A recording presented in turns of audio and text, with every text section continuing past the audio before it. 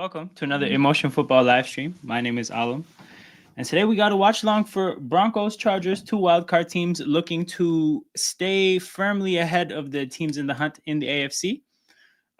We got a preview of all the matchups upcoming in Week 16.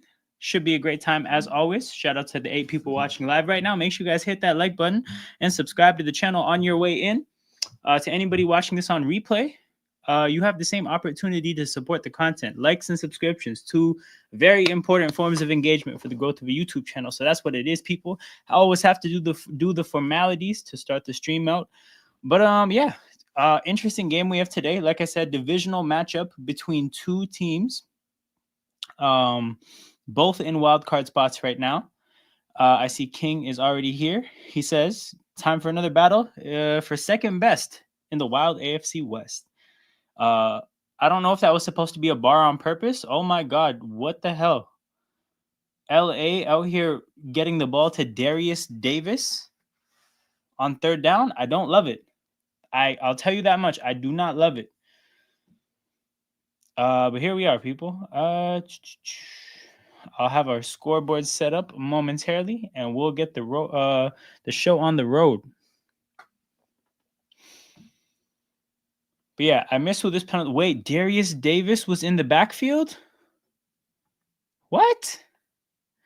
They ran a toss to Darius Davis on third down. Disgraceful play calling.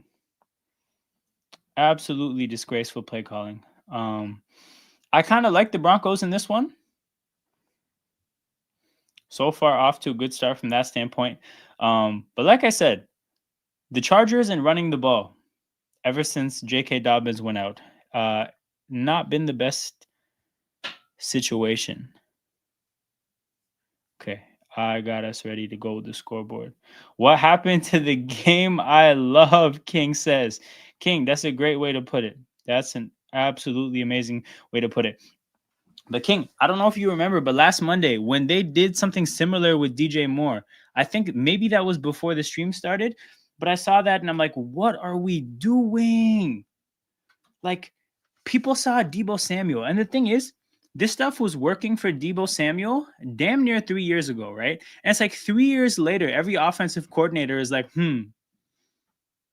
I wonder if we could do the same. Like, why is DJ Moore getting handoffs? Why is Darius Davis getting tosses? This shit is ridiculous. Absolutely ridiculous. But Broncos got the ball. 2nd and 4 coming up. Good field position. And yeah, so the implications of this game are pretty interesting, right? Because Denver has a better record. However, I actually think it's more important for them to win, and I'll explain why. They play Cincinnati and Kansas City, two very losable games down the stretch. And the Chargers play the Patriots and the Raiders. So despite the fact that the Chargers have a worse record, I actually think this is kind of much more must win for Denver. So that's something that I'll be kind of keeping an eye on to see who looks a little bit more or who has more urgency going into this game. But yeah, 100 million% the Broncos need this game more. That being said, here's the thing. At this point of the year, as it pertains to all things unrelated to the Eagles, I'm cheering for madness. Like, I want madness to happen for like every type of playoff scenario. So like, I wanted the Dolphins to beat, who was that? Who are they playing? The Dolphins were playing I forget. I actually forget that game completely. But like, point is, I want the Chargers to win because I want Cincinnati and Denver. God, I'm having trouble with these games. I want Cincinnati and Denver to be a high stakes game next week. Similarly, I want Atlanta to win this week, and I want the Commanders to lose. Why? So that Falcons Commanders can be high stakes. I'm rooting. Thank you, King. Thank you. This was it. I'm rooting for all outcomes that make the games important down the stretch. Again, we don't have that many Sundays left jam-packed with football. So for the last couple ones we have left, I hope every single game that could possibly be impactful is.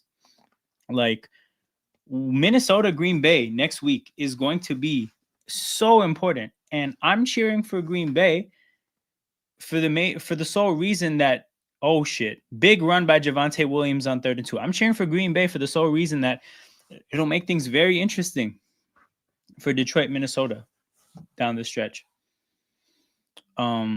Actually, you know what? That one doesn't impact that, because even if Minnesota wins, it'll make that game impactful. But it'll be impactful for different reasons. If Minnesota beats Green Bay, they're going to be playing Detroit to take Detroit's spot. If Green Bay beats Minnesota, then Minnesota is going to be playing Detroit to stay ahead of Green Bay. Yeah, so I guess for that one, it's going to be impactful regardless. But yeah, the big one I'm cheering for is I really want to see Daniels against Penix in a basically, it's kind of a playoff game, right? Because if the Falcons win this week and they play the Giants, so they should, and the Eagles beat the Commanders, they're the better team, they should, and then the Falcons beat the Commanders, then Atlanta is tied with Washington with the tiebreaker. Atlanta just has to beat Carolina in the last week to take that last wildcard spot. Washington loses, Washington gets bounced out of the playoffs if those things happen. So I like this, the potential for how big of a game that Washington and Atlanta could be next Sunday night is amazing.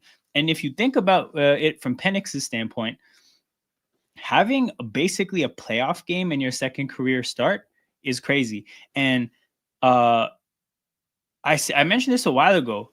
This was the exact reason why I thought you had to play Penix against the Raiders, because time is of the essence.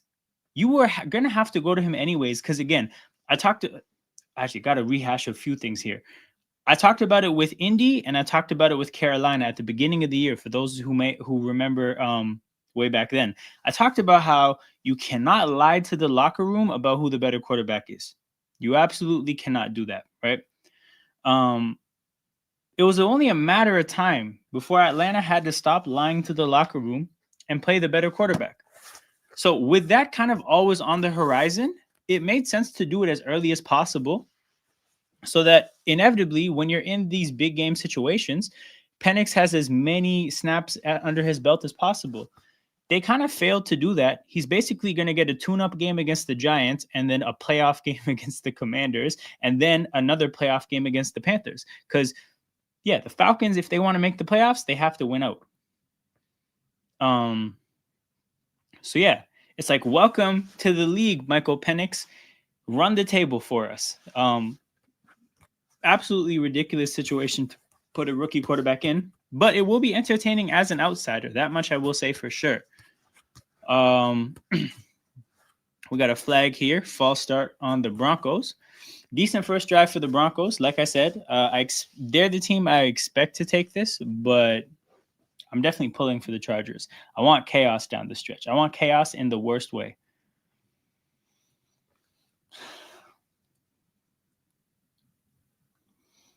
Also, for what it's worth, Denver's doing a great job of killing the clock here, because we're halfway into the first quarter already, basically. After this play, if it's a completion, yeah, we're going to be halfway through the first quarter by the time the next play happens.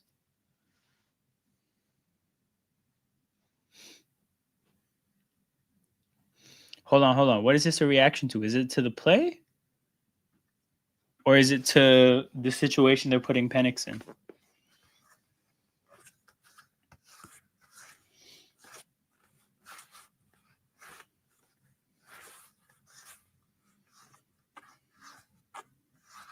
Oh, yes.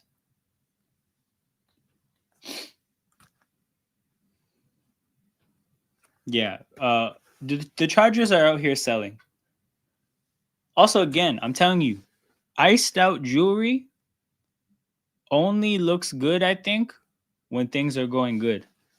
When you take a dumbass penalty to give the other team an automatic first down, the iced out jewelry just looks funny. Like, you're drawing all that attention to yourself to make stupid penalties. Anyways, 1st and goal for Denver. A handoff between the tackles, Javonte Williams. Or that's not Javonte. Is that Javonte? No, that's Audric Estime. Audric Estime into the end zone for a touchdown. The big man from Notre Dame converts 6 points, bro. A 10-play drive spanning almost 6 minutes. Yo, for real, King, for real. You know, the like the calling card for a Jim Harbaugh team is supposed to be physicality and toughness. What I will say is they got their ass beat this drive. This was a physical, imposing drive from Sean Payton's Broncos to start the game. So, what a opening drive. Denver looking like they want to go 10-5 to give themselves some room for error going into these last two games against Cincinnati and Kansas City. And Bo Nix looking for his 10th win of his rookie career. But yeah, big up to everybody in here. We'll pivot to game previews, and I have a new wrinkle. So I decided to bring a website that I've used personally for a few years now to the game previews. Basically, this is a website that does a very simple thing for upcoming games. Wow, the format for mobile is shit. What the hell is this? You know what? I take this back. Remix, opening this up in a new window. Because what the hell was that? Yo, the format here is shit too. What? Okay, you know what? I will troubleshoot this live and we will figure this out. Chrome, what are we saying? Save me, Chrome.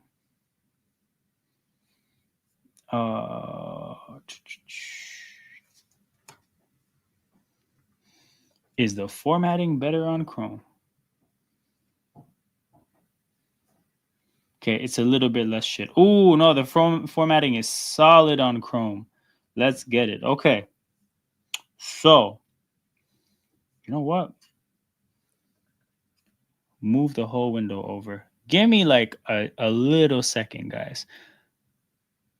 I'm doing some live troubleshooting. But yeah, we're going to get into these game previews. What I will say is this week is kind of shit.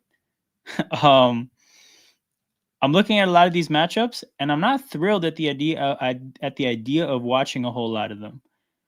Kind of expect there to be a lot of boring games. This week is definitely about getting the outcomes for the purpose of like knowing the implications. But it's definitely not a great week for entertainment purposes. This is very much like if you have shit to do on Sunday, man, feel free to do what you got to do.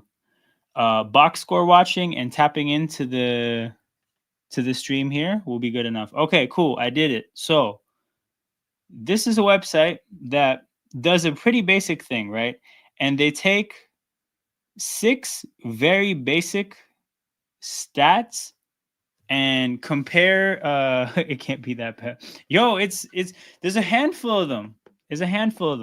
But bro, it's not the best. But yeah, they take 6 very basic stats and compare how the teams rank for the entire year against each other. So again, it's literally rushing, passing, pass defense, pass offense, points allowed, points scored, right? Super basic stuff. But I find it helpful to even just see the visual of how this is for every team. So we're going to be just having that on the screen while we preview the games. And yeah, obviously had to spend this commercial break doing some troubleshooting of my own. But that's what we'll pivot to for the rest of the stream. 1st and 10 for the Chargers. Feels like you need a big drive here.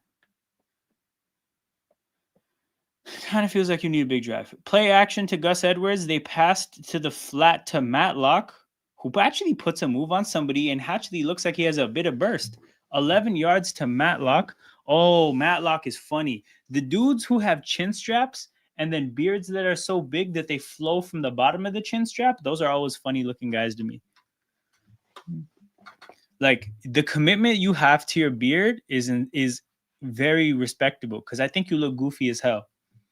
And for you to just not care because that's how much you value the beard is very interesting. But yeah, I guess that's their most explosive play. Again, the talking point that I've long had with the Chargers is that since Dobbins has gone down, it's not even just that they can't run the ball, it's that they don't run the ball. They just decide not to. So far, that is, I don't really count tosses to Darius Davis as like meaningful rushing plays. So far, that's their second rushing play to Edwards. And obviously, prior to that, they had 2 passes and the toss to Davis. So I'm going to keep an eye on that ratio. What did the Chargers do from a weapons standpoint? Oh, I just knocked my phone off my table. Handoff here. Ooh, lots of space for Kamani Vidal. Okay. Best run of the day for either team. Actually, I lied. Javante had a good run, but a huge run for the Chargers here. And that's something to watch for. Because again, I think that they've completely gone away from the run since Dobbins went down. And I think it's made them an imbalanced offense. And they're not a talented enough team to be that imbalanced. They got to run the hell out of the ball. And I think the last 2 games against the Patriots and Raiders will be good games to help get that going. But you got to head into the playoffs with a strong running game if you want to be a respectable opponent at all in the playoffs, in my opinion, especially considering that a team like the Chargers, high likelihood of them going to Kansas City or Buffalo. So if you don't want to show up to those teams, if you want to show up to those stadiums and have a chance, you got to have a commitment to the running game. But this has been a good little drive here from the Chargers so far.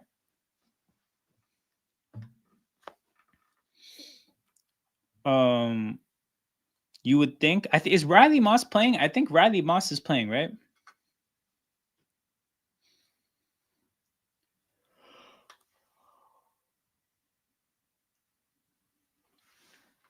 Quentin Johnston in motion. 2nd and 8. Play fake to Gus Edwards. Herbert passes to Quentin Johnston, who comes back to the ball and gets gang tackled by a bunch of Broncos, a stampede of Broncos. Gets them into a good 3rd down situation, though. 3rd, and the playbook's open.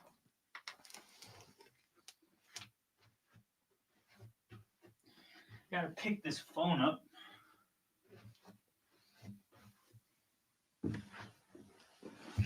But yeah, we're out here. 3rd and 2. Empty formation. Oh, it looks like it's a free play. Benito jumped off sides, I think. Herbert shot to the end zone. Oh, shit. He has Josh Palmer. Josh Palmer, Brampton's finest, gets tackled at the 3-yard line. So it looked like that was a free play. If the fact that they let the play, yeah, it's on the defense. Penalty declined. So the Chargers, with exactly the drive they needed,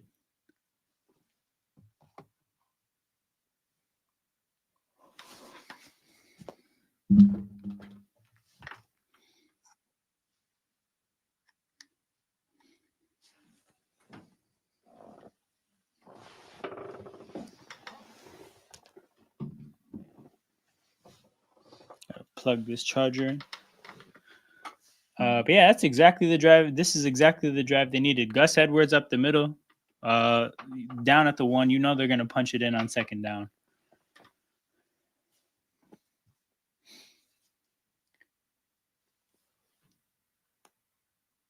Hold on. I feel like you can see the sweat on the Chargers jerseys. I'm surprised. I've never seen that before. Might be shadows, though. But I feel like I distinctly saw 2 different shades of blue on Gus Edwards' jersey. 2nd and goal. This is a big-ass formation. 3 tight ends, Matlock and Gus Edwards. Tell me you're running up the middle without telling me you're running up the middle. Looks like they're going to put him at the inch-yard line.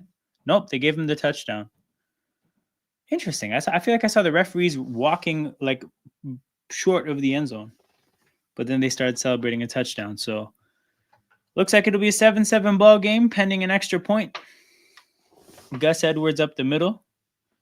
Helmetless Bronco tried to make a tackle.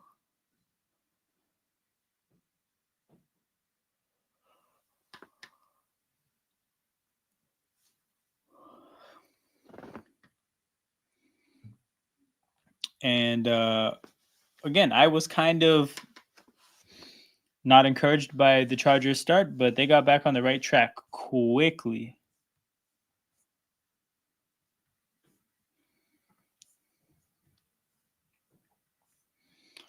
So we can start doing game previews. But yeah, the first one is Texans and Chiefs. Let's take a look at the statistical matchup here for these two teams. And what you see is uh, two teams that are not playing good ball actually have jarringly similar outputs. You look at the points scored, rushing and passing, very similar. The points allowed, and then the defensively, there's a bit of a slant towards Kansas City. But and this is why I like looking at these charts. But these are both teams that we look at their records and we think they're not playing great ball, but they're winning a lot of games, right? I think the Texans are not playing up to this record.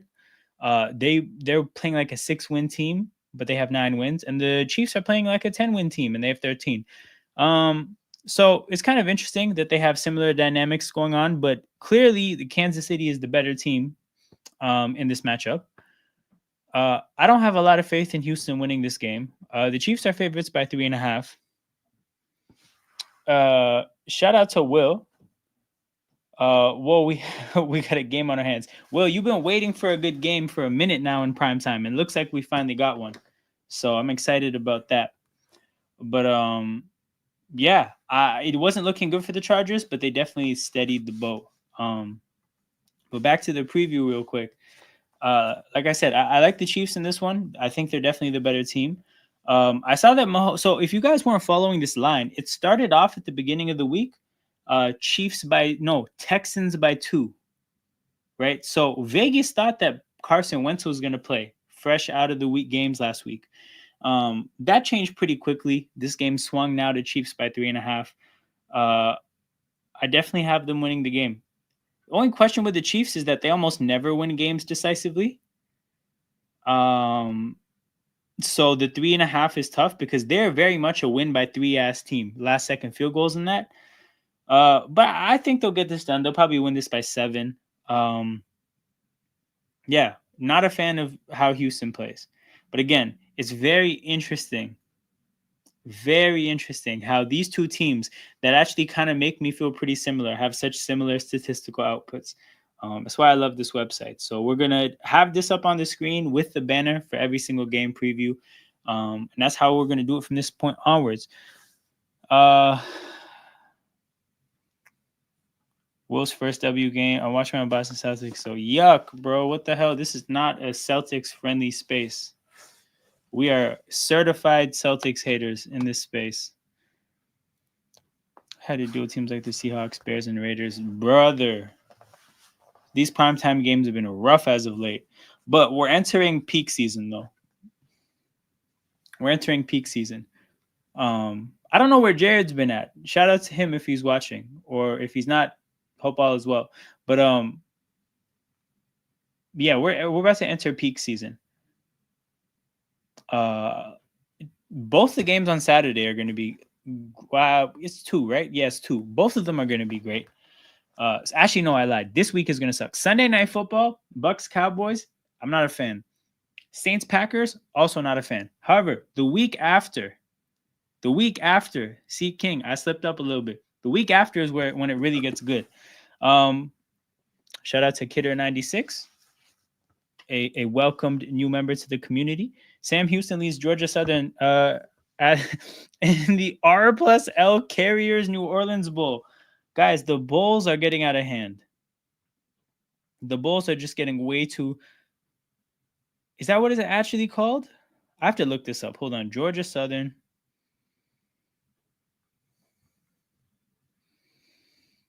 For Sam Houston. I'm trying to see what this is called.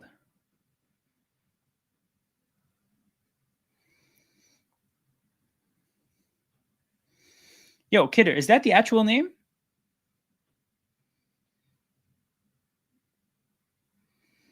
But yeah, that's unreal. Speaking of Sam Houston and Georgia Southern, though, the college football this Saturday will also be pretty good. I will be locked into, to be honest. So I'm doing a stream at 4 for the Ravens Steelers game.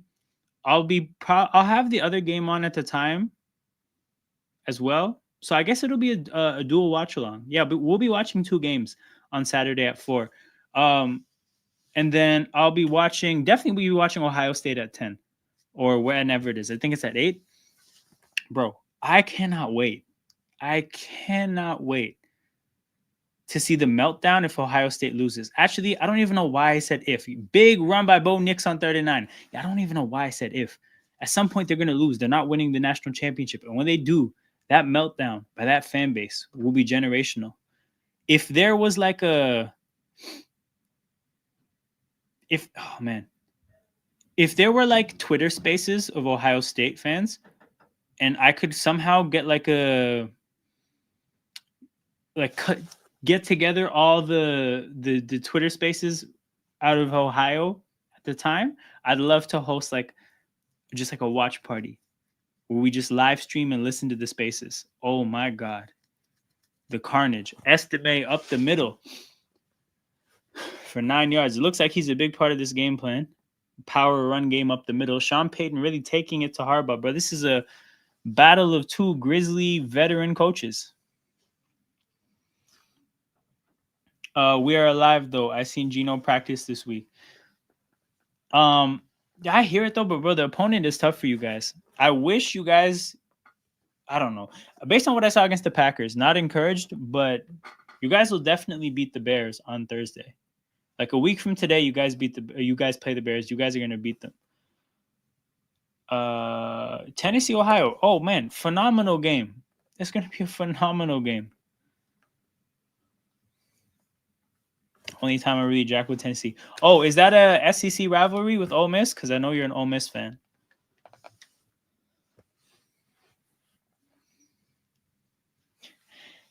Yes, Surf House boys are cooking us. Yeah, you guys have an interesting little schedule here. Because the Vikings is tough, Bears is easy, and then suddenly out of nowhere, a huge game against the Rams. Oh, it's mostly because we took their coach. Oh, okay, that's the beef. 1st and 10, pass to the flat is batted by Khalil Mack. Hey, Khalil Mack, that's the one free agent I want to come to Philadelphia this offseason. I acknowledge we're probably not going to be spending a whole lot of money, but man, just spend it on one player. Just one player. Khalil Mack. Bring him to Philadelphia.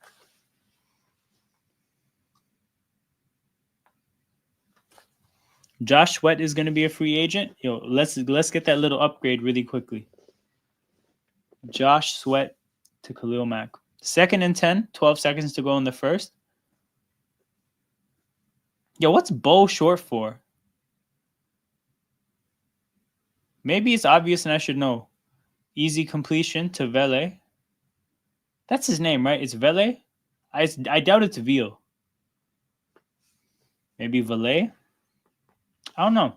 Anyways, back. Oh shit, I realized I forgot to switch this. But yeah, back to the previews. The next one we got is a big one for this community and for the football community and for the NFL. This is a pretty big game. We got Steelers, Ravens, and AFC North is on the line. Is just Bo? No way. Let me look up his name. So all the Bows are just Bo.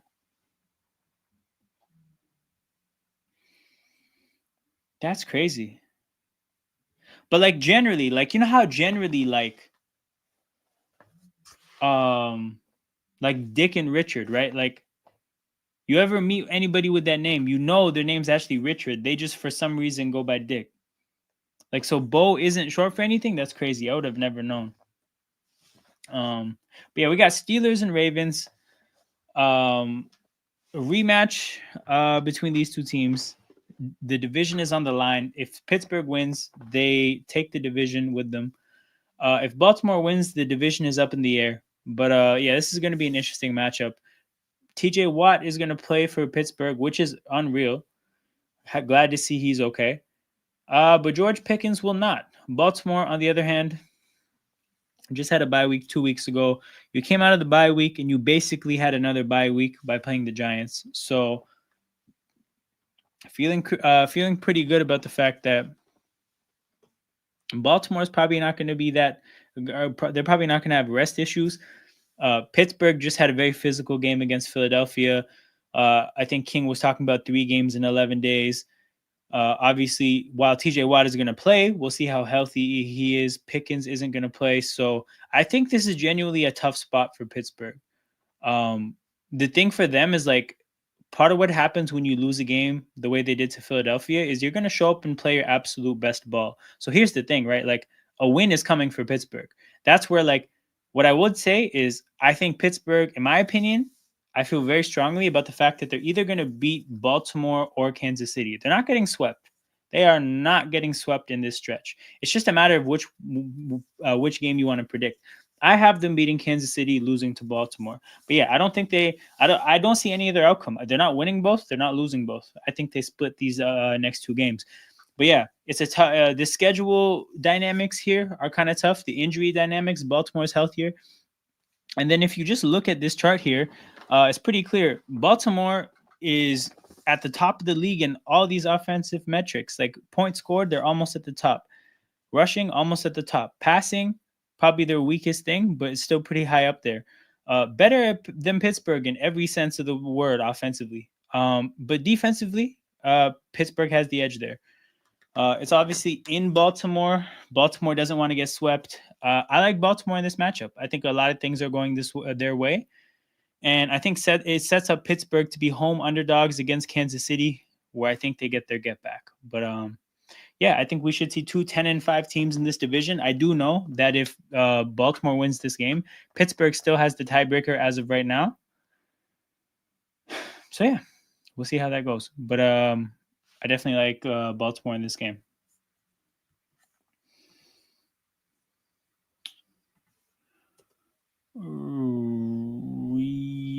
Refresh this one really quickly.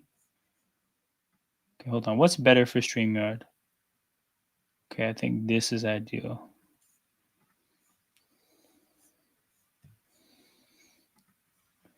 Oh shit, Bo Nix to Cortland Sutton down to the 10-yard line. All of a sudden, this turned into an offensive game. You take the Chargers, the first drive, basically the first drive of the game, you take that out of the game, and we've seen nothing but offense thus far. I'm hoping the rest of the game is like this because this has been a good time.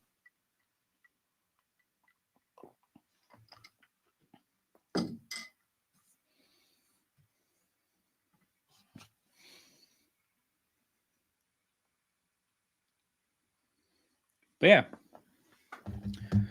yeah. 1st and 10. Estime up the middle again. Man, Audric Estime is running his ass off. And I have such a soft spot for running backs like this. I love like running backs that are hated on for being one-dimensional that do their role really, really well. Like basically LeGarrette Blount. Everybody talked about how LeGarrette Blount kind of just has like one way of running the ball. But god damn it, that one way is so important. LeGarrette Blount literally a huge part of 3 Super Bowl teams, right? If you can be a power back reliably and you afford your team the ability to say, you know what, in short yardage situations, we got it, you're a valuable part of a team. So the way Audric Estime is running up the middle with power, aggressively, getting good chunks of yardage, again, even in the red zone where the defense, they're really expecting runs, it's good to see. Rookie running back, and mind you, I'm running a lot of this propaganda mainly because I drafted him in the rookie draft of a Dynasty Fantasy League. So, yeah, him getting better improves my Dynasty or my team in my Dynasty League.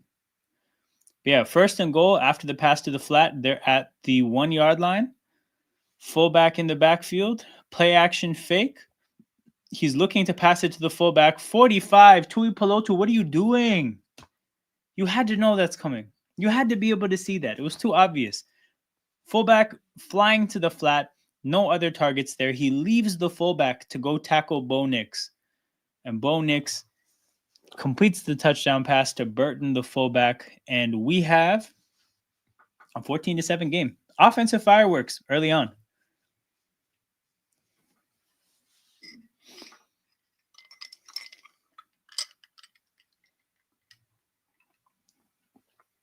Hey, come on, Bleacher Report. What the hell? Okay, finally updated. But yeah, back to the game previews, people. Next one, as you can see, Giants Falcons. And the funny part of like looking at these charts for bad teams is because look how pathetic this looks. You're talking about the Giants being literally the one of the worst teams in the league at passing the ball, scoring points, and stopping the run. That's why these three things here, again, not a horrible rushing team, not even a horrible offense generally in terms of output. I mean, sorry, this is defense generally in terms of output, right? And this is coming from a team that's a bad team that's losing a lot of games. The defense is kind of bang average. Pass defense, literally, part of the reason they're this high is probably going to be because teams are running at them, right? But yeah, they're going to get run on. This variance shows you that Bijan is about to go crazy.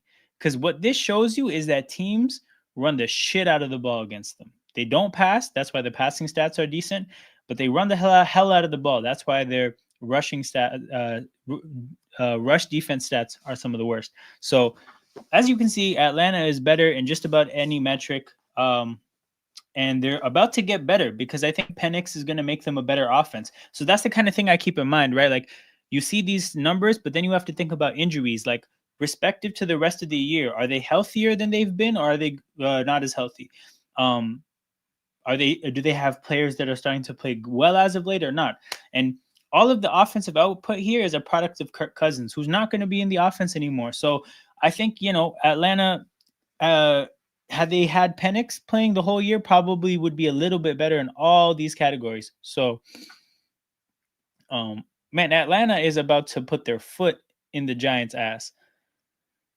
This is about to be. I think Penix is going to go crazy in his debut. I think. Give me Falcons by like 17. Give me like 27-10. That's what I like for this game. Yeah, I don't think this is going to be particularly close. Next game we got.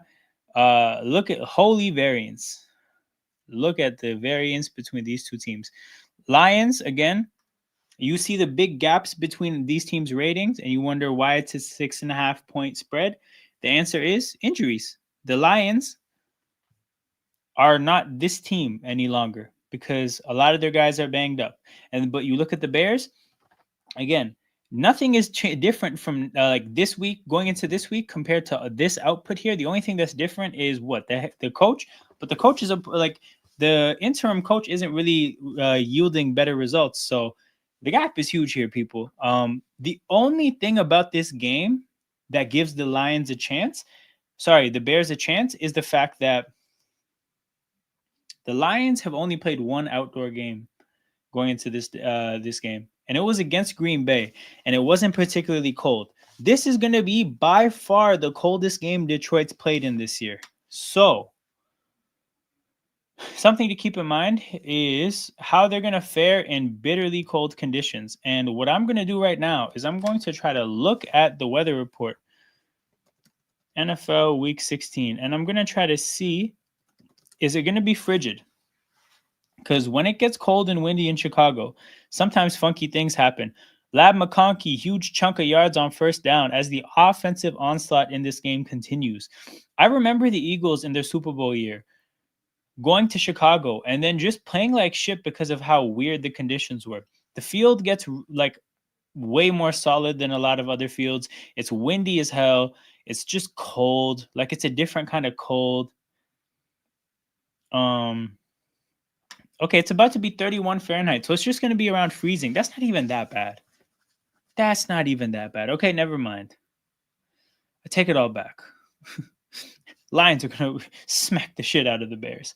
Because, yeah, Jalen Hurts got hurt in that game. And the reason he got hurt is because he got sandwiched between the ground and a pass rusher completely sideways, so it messed his shoulder up. And, yeah, it's like, but the ground gets solid. The wind gets crazy. It's just a shitty place to play. But the game is back, and the Chargers are moving. So far in this game, we have 250 yards of offense almost. And literally, we've played 19 minutes. We're on pace for 750 yards of offense, roughly. Herbert scrambles up the middle.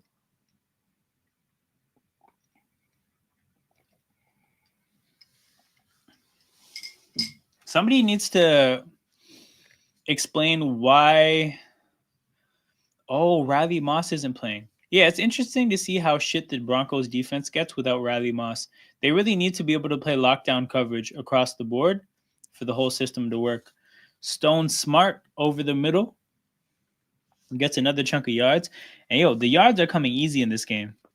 This is like, I feel like this is the NFL's like dream primetime game. Just tons of scoring.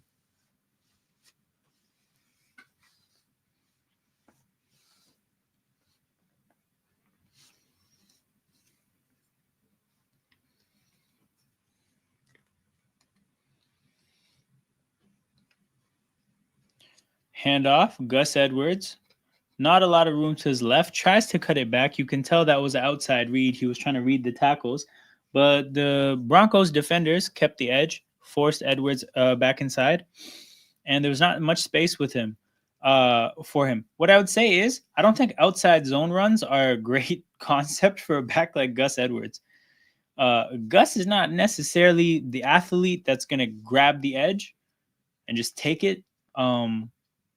That's a weird play call. But it is what it is. Not a huge Greg Roman fan.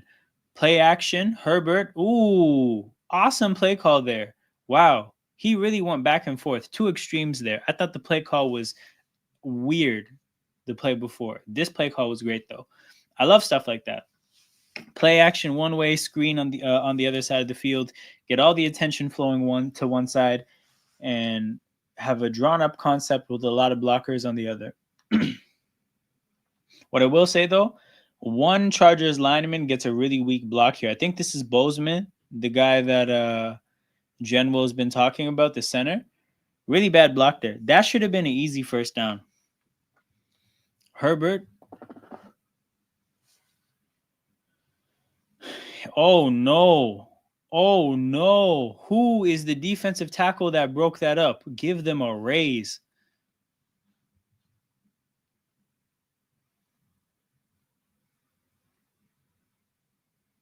Dicker gets sent out to kick a field goal.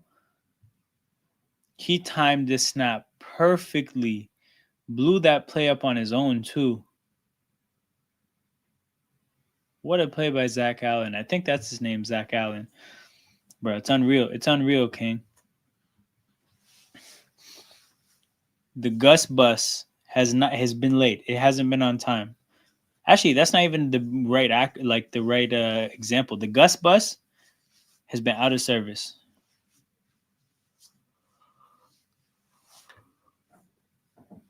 Okay. Previews. Oh, Bengals Browns. So Bengals Browns. Bengals favorites by 8.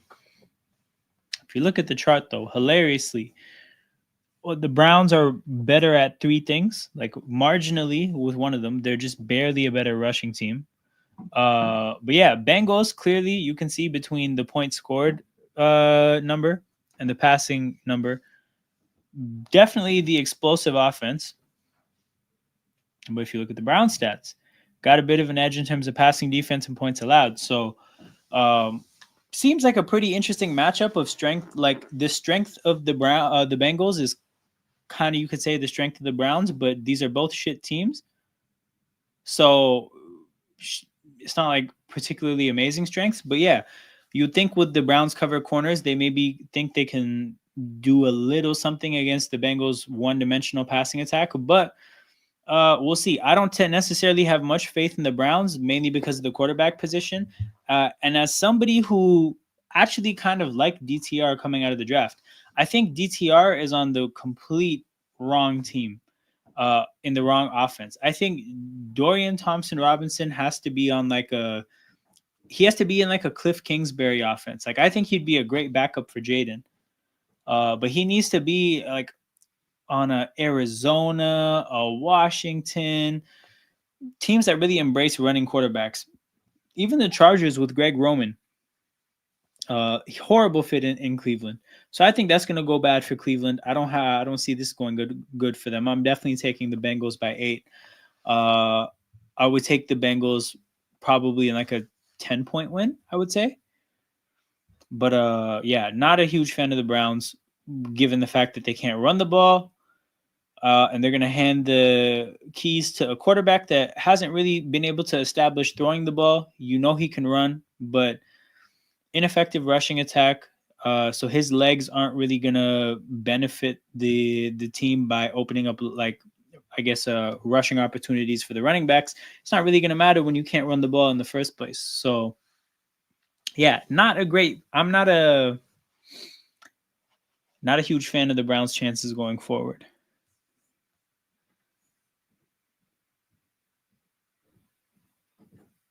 Hello, Alma King. I just got in. I saw you. Whoa. I'm not sure. So I'm not sure if I may have mentioned something like that. But no, actually, contrary to that, Gail, good to see you. I'm back. So I'm doing this. And then I'm also doing a stream on Saturday for Ravens Steelers. And then I'm also back on Sunday as well. So lots of streaming coming up. And then I'm not gonna do Monday night because good God, Saints against Packers is going to be bad. Gail, you guys are gonna win by 40 in that game. No Alvin Kamara. Spencer Rattler is gonna start. You guys are gonna win by 40. The next stream I'm gonna do after that, I'm gonna do Chiefs and Steelers on Christmas. Like, it's the early game, 1:00. I'm thinking like Christmas dinner. I'm not trying to get anybody's attention during that. Everybody go have fun with your families. Like earlier in the day though, before everybody comes over, before the day gets too busy, I will be here for Chiefs and Steelers. I know King's gonna be at the game, so hope he has a blast. And I do think he will though, because I do think Pittsburgh beats Kansas City. But yeah, I'm gonna do that game on Christmas, and then I'll have to see. Oh, I don't know. I don't know if I could do Bears Seahawks on Thursday. That might just be a touch too far for me, but we'll see.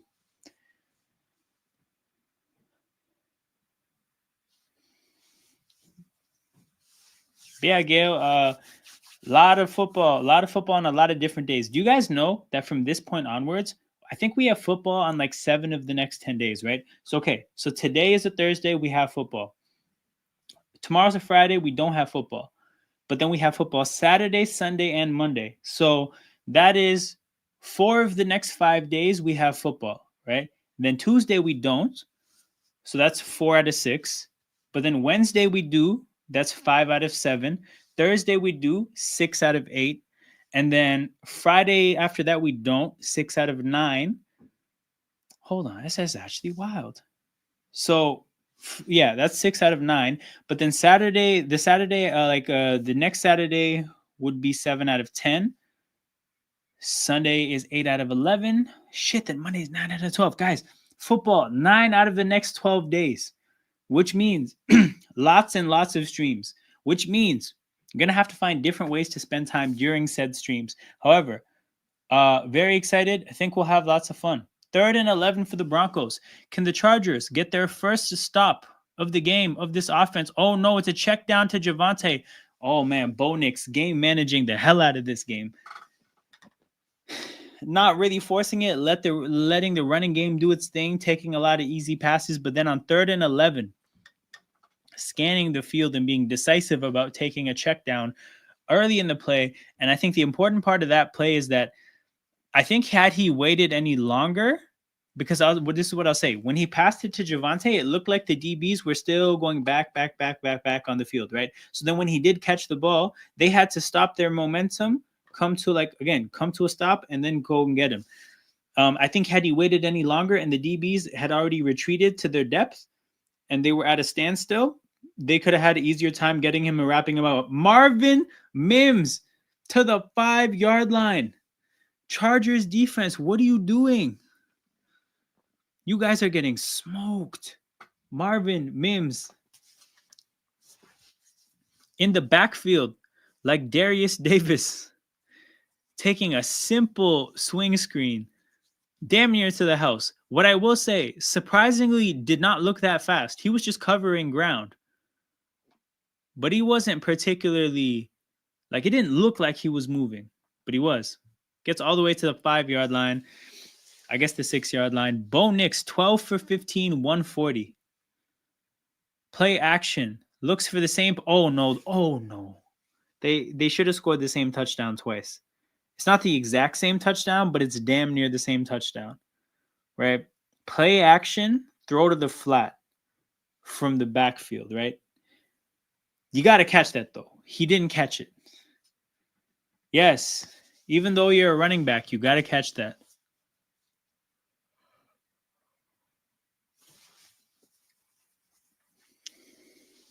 Second and goal from the 6. Can the Chargers muster up whatever it takes to potentially get a stop?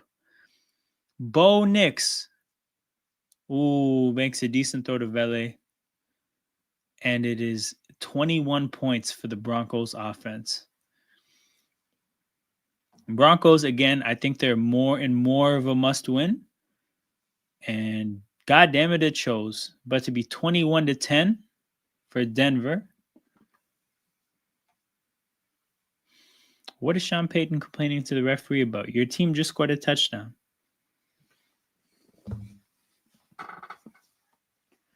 What is there to be mad over? There's a flag on the play. Oh, that's why. Should have known. I know better than that.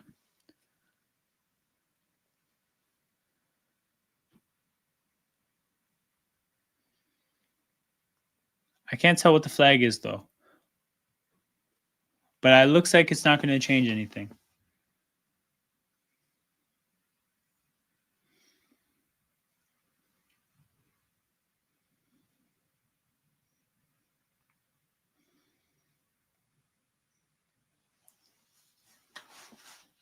But yeah, touchdown Denver. About to be 21-10. 3 drives, 3 touchdowns so far for the Broncos. 3 drives and punt, field goal, and touchdown for the Chargers. That's the difference in this game. One team came to play and the other one didn't. I'm looking at shots of the crowd, and no surprise here, but it looks like there's a lot of orange and a lot of road fans here. Why the Chargers do this to their players, I'll never know.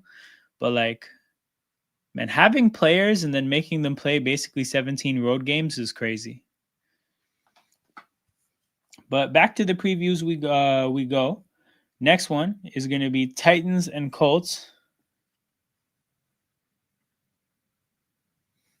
Bro, it's just orange. The only people you see there are wearing orange. It's an orange crush for real. Yeah, so Titans Colts. Interestingly enough,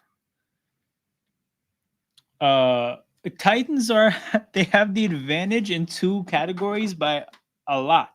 And then the categories in which the Colts have things going for them, they're marginally better than the Titans. So I'm looking at a situation like this. I don't think the Colts have anything going for them that's discernibly better than what they've had this year so far.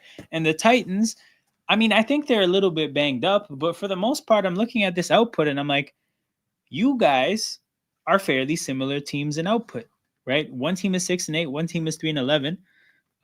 Colts are 3.5 point favorites at home. So what Vegas is telling you is that Vegas agrees, right? You get 3 points for being at home. Basically, what they're saying is we think the Colts are just a smidge better than the Titans. So with that being said, there seems to be a lot of consensus about these being evenly matched teams. Give me the Colts. Sorry, give me the Titans here. I got the Titans winning outright. Like I said, the divisional game, so it's not going to be a blowout probably. 3-win team, a team that's probably the most disappointing team in the league. Have a chance to kind of fuck over a division rival a little bit. So yeah, give me the Titans here. This would be one of my upsets of the week. Yeah, that's what I want to take. And we'll definitely be back to revisit whether these teams are as close as the stats and as close as Vegas thinks they are. So we got the rules expert chiming in. Oh, so that's not an ineligible man downfield?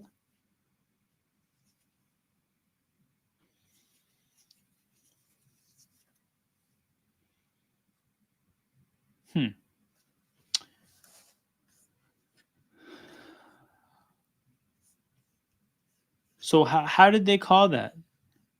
Did they say that for some reason that's not like that is legal, or did they say that they missed it?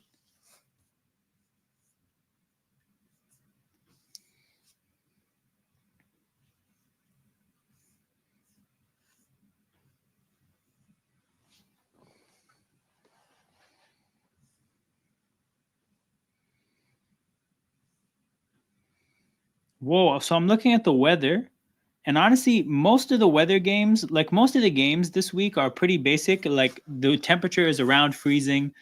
Um, except in Seattle where it's not going to be that bad, but it's going to be rainy. But in Buffalo, it's going to be 15 degrees Fahrenheit. It's going to be so cold in Buffalo. Bro, Drake May is going to freeze. Drake May, welcome to the AFC East. You have to go to Buffalo every year. You better hope it's in September, too. But yeah, Bills by 100 in that game. And I don't know if you guys saw, but the Bills are debuting a new uniform combination. They're going white helmets, red jerseys, white pants. It looks just like the Patriots throwbacks. It's like they pulled out the Patriots throwbacks to go against the Patriots. It's pretty interesting.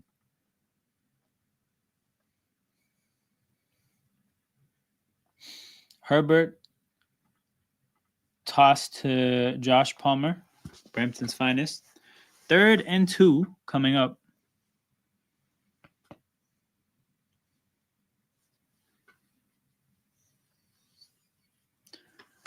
Or 3rd and 3, I guess.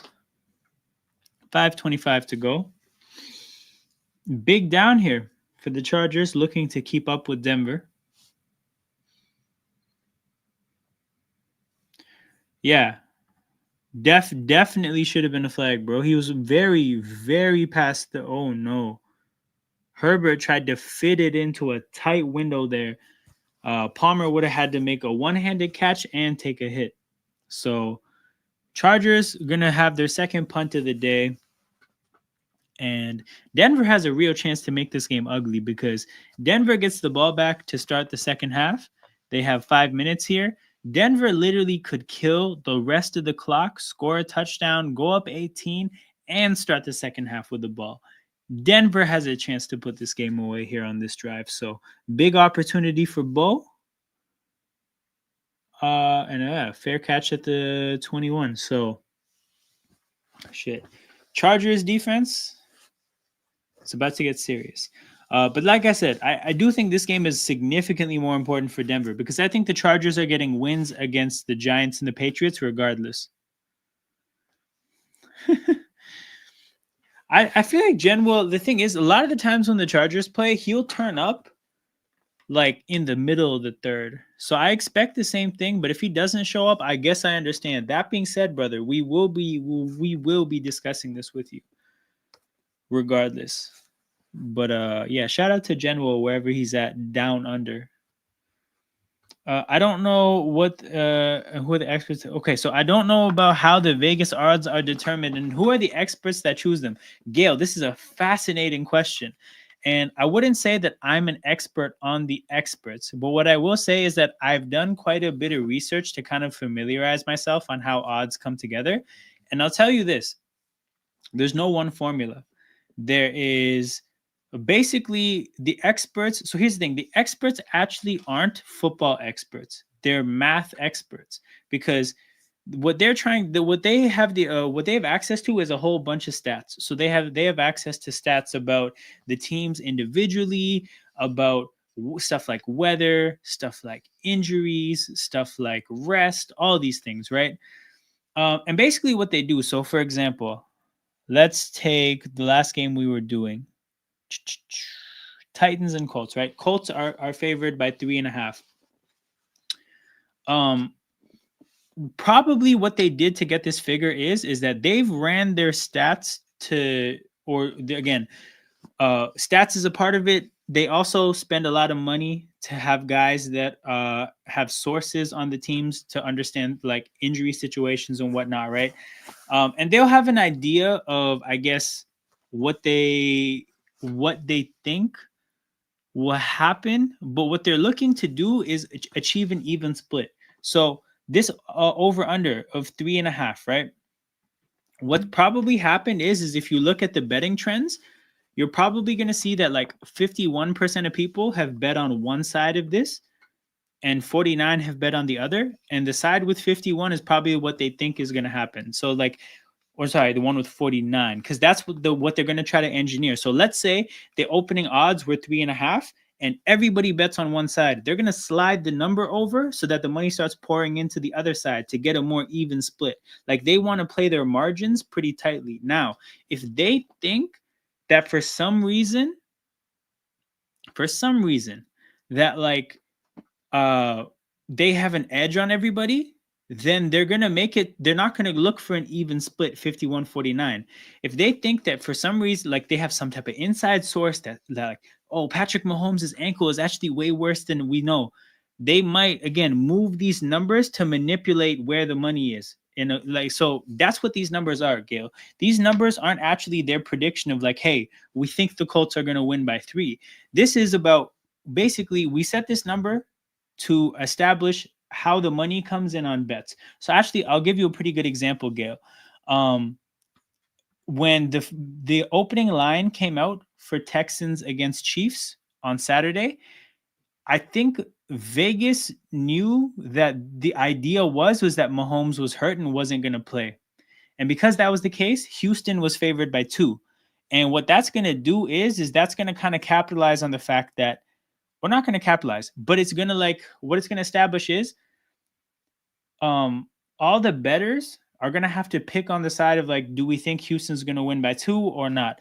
But had they chosen immediately to do Kansas City by 3, let's say, because right now the spread is Kansas City by 3.5. If they did this at the beginning and people thought that Mahomes wasn't going to play, they would have hammered Houston. So much money would have came in on Houston, right? Had this been the line and the public didn't think Mahomes was going to play. So they had to start out with Houston by 2. Then once the news got out that Mahomes was going to play, it swung to 3.5 to keep the money split roughly even. And again, you'll manipulate it as you need to. So these numbers, Gail, the way I look at it is it's actually an idea of what the general public thinks. So if you look at this right here, right, the Packers are favored by 14.5. Why? Because if you put Packers by 7, the whole world would bet on Green Bay. And if the whole world bet on Green Bay, and look, I think they would win by more than 7, the casino gets hit because they have to pay everybody out. So they're going to put Packers by 14.5. Why? Because this is the number they would have stumbled into to get the money split. You know, you're going to have probably, again, maybe 51% of the people that think Packers are going to win by 15 or more, 49% of the people that think the Saints are going to win or not going to lose by 15 or more. And the money will get split 51-49. You're going to take, let's say, the 51% outcome happens, right? You pay off the 49% of people with the other half of the money. You keep the little 2%. Those are your margins. That's why they say the house always wins, right?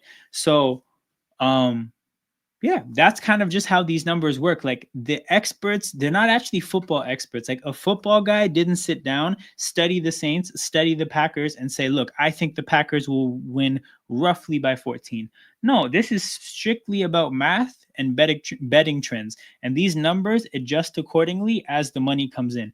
Again, now, like when I talk about setting a number to make the money bet, like the money put on bets even, that's the standard. But again, there will be times where the person setting the odds feels very strongly about something. And they're going to be like, you know what? I feel so strongly about this thing. I'm going to manipulate the line so that, you know, lots of people bet for the other thing. So let's say I was an odds maker. Yeah. So let's say I was an odds maker and for some reason,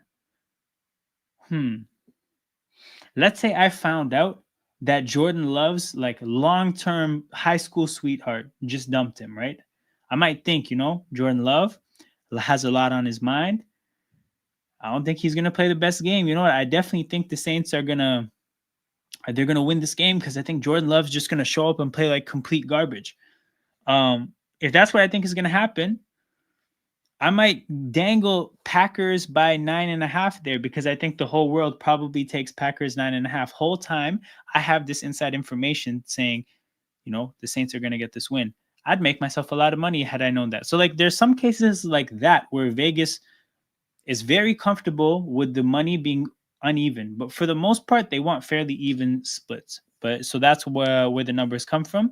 They're adjusted to even out the money on both bet on both teams. But big up Prime, good to see you. Hey, I saw that they were giving you a hard time on the Carefree Lewis stream about Shamrock. That was hilarious. But yeah, every time they would go, shame, shame, shame. Yeah, I hope all is well now, bro. Up to Chelsea and all that. But yeah, in the midst of that extensive gambling conversation, somehow, some way, Chargers did get a stop in the ball back. I see they got a big sack. So yeah, Chargers ball back at the 25, play action. Herbert drops back, happily throws to Darius Davis in the flat, and that's what you do. That's what you do with Darius Davis. You get him the ball in space and let him use his athleticism. Bro, I also got cooked on Casualty FC. Bro, it's tough, man. It's tough. You have a very unique situation being from Ireland and the Chelsea being in the Conference League with an Irish team. And truthfully, it was either going to be amazing or it was going to be this. You were either going to get cooked or you were going to be able to cook everybody like without remorse. And it worked. It didn't work the best for you. But yeah, it made for some good content. I actually haven't seen what happened on Casualty FC. I might have to tap in. Thank you for letting me know. Thanks. I appreciate your explanation. Yeah, Vegas is funny, man. Like there's a whole industry. It's a multi-million-dollar industry. So the point is that like they can invest a lot of money. Think about it, Gail. Their whole livelihood is how do we set these lines in order to keep making money? So because that's the case, they get to pour tons of money into research and stats and sources, and just to make sure that they're setting the right lines. And yeah, obviously it's big money, so they put a lot of work in. I've heard, I forget who it was, but I remember hearing a guy on TV saying like, if Vegas ever has a weird line, a line that doesn't make sense, that means somebody somewhere knows something. And I'm with somebody. Like, like their whole thing was if you see a really weird line that doesn't make sense, take it. Because again, somebody somewhere knows something. But yeah, big up Prime. I appreciate this a lot. Prime says, run up the likes, people. And if you're new, subscribe. 100% subscribe, people. Two very important forms of engagement, likes and subscriptions. But yeah, we'll get into more of the previews. Yeah, I talked about this one. Jets and Rams. So we'll keep this one kind of brief. Definitely think that how did it go? I definitely think that the Rams won this one because it's actually like a serious game for them. 8-6, one game ahead of the Seahawks, I think. Do they have the same record or are they one game ahead? I think they have the same record. Just gonna double check that.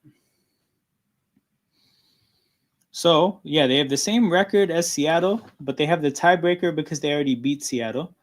So they know in the last week that they can be one game behind, and if they just beat Seattle, they're in. But obviously, they're not trying to play those games.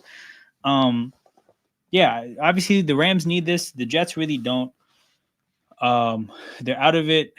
Their whole organization is in disarray. Did you guys see the report about what's going on in the Jets organization? This is a different level of mess. I actually think that this deserves, you know what? Let's not talk about this game for now.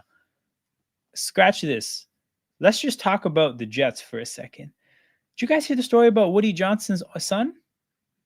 I think his name is Brick Johnson.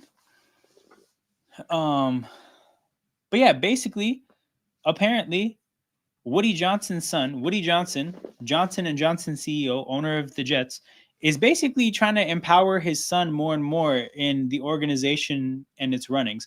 A New York Times article basically came out today detailing about how the Jets are run. But basically, Lad McConkey for like 25 yards. That's also almost a hip drop tackle. But yeah, so basically, he's a 17-year-old kid who is actually like slowly giving more and more responsibility. I think his name is Brick Johnson. But basically, yeah, like the kid was giving out game balls in the locker room after a game, and apparently it's just like a joke to everybody. But Woody Johnson, he's not playing. Like he really wants to like slowly give his son more and more responsibilities. Is that not intentional grounding?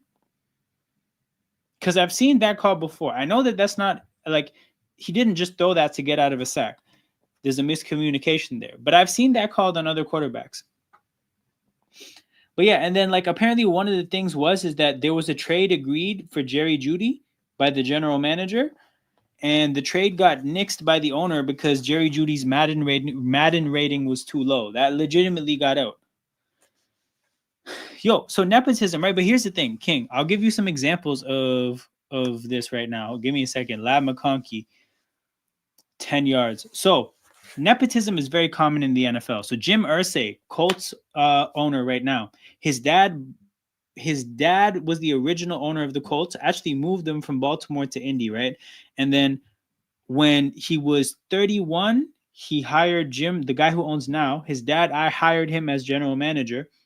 And then when Jim was 37, he bought the team for $1 million from his dad, and he's run it himself ever since. And then Jim Irsay's daughter, actually no, hold on, I have to take us back for a second. Before Irsay was a GM at 31, he worked in the equipment room since his 20s, right? So he worked in the Colts like environment, around players, around coaches for like 10 years before getting a GM job, again working more in the sport of football, and then eventually becoming the owner. And what he's doing with his daughter right now, Jim Irsay's daughter, he's putting her through the same thing. Jim Irsay's daughter has worked as a part of the staff of the Colts for like 10 years now, I think, and I think her name is Carly Irsay, and she's gonna keep working, and eventually she's gonna be the owner. But the point is that the owner is putting their kid through a bunch of experiences to at least familiarize them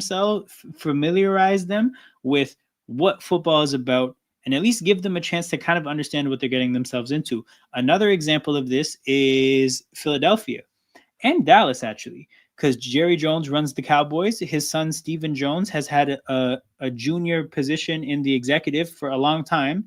And when Jerry Jones passes it off to Stephen Jones, Stephen will have, again, been a part of the business for a long time. Jeffrey Lurie, the Eagles owner, is more or less doing the same thing. But the point is, you put your kid in a situation where they have to at least work and familiarize themselves with how the business works, how the industry works, how football works. But this guy's kid is 17. Like, this has never happened with a kid before. Like, the Jaguars owner, by the way, also does the same thing. Like, the point is like, you have to, at the very minimum, at least put the kid through something to make sure that they would be good. This kid is 17. Legitimately, the Jets might be run by like a 24-year-old at some point. Herbert up the middle on a sneak on 3rd and inches. All 3 timeouts available for the Chargers. So my thing is like, I think today's article was a very like clear sign to Jets fans. If for some reason you're still on that bus, get off. And we don't have a Jets. Oh no, Herbert. Oh no. Oh, that's a backbreaker. For fuck's sake. This is a backbreaker. Oh no, going into halftime. Chargers were well on track to make it a 1-score game. The game stays a 2-score game, and the Broncos get the second half kickoff. Oh boy.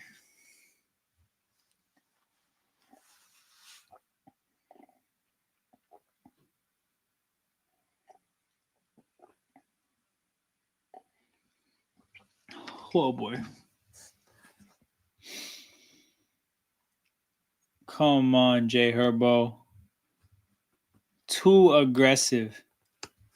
Just a bad ball considering the route and the defender. It had to be way, way further ahead of him. Yep. Big play by that DB. He jumped it. Well, the odds are stacked against the Chargers from this point on, people. We'll see if Denver can fuck this up. But other than that, other than Denver kind of having self-inflicted issues, very much strong chances the Broncos end up winning this one. But also, by the way, why did Justin Herbert get a haircut? I thought he had like some of the more solid hair in the NFL, and then he got this weird ass cut now. Maybe that's why he threw the pick. Maybe he's like Samson, and his hair is a big part of his powers. But oh my God, Broncos, just take a knee, get into halftime. Stop the bullshit immediately.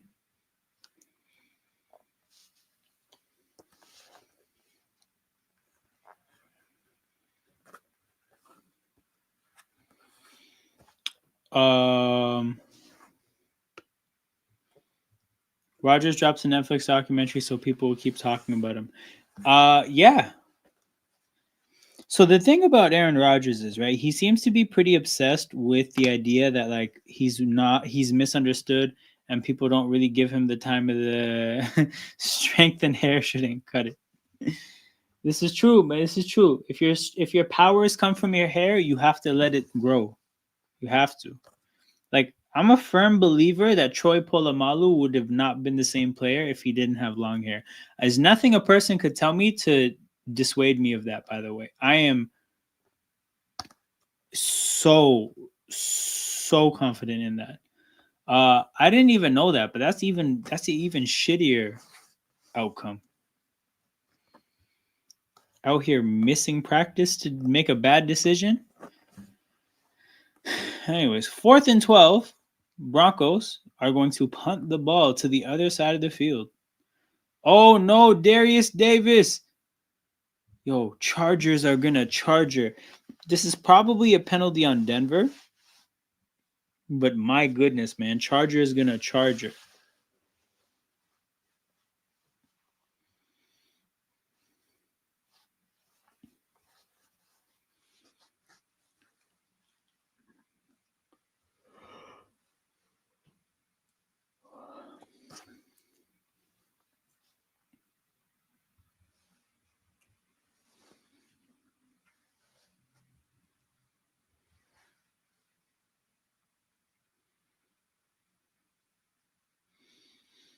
So, number 1 was pushed by a Charger. Oh, they called it fair catch interference. So, yeah. I guess they did not care about the push.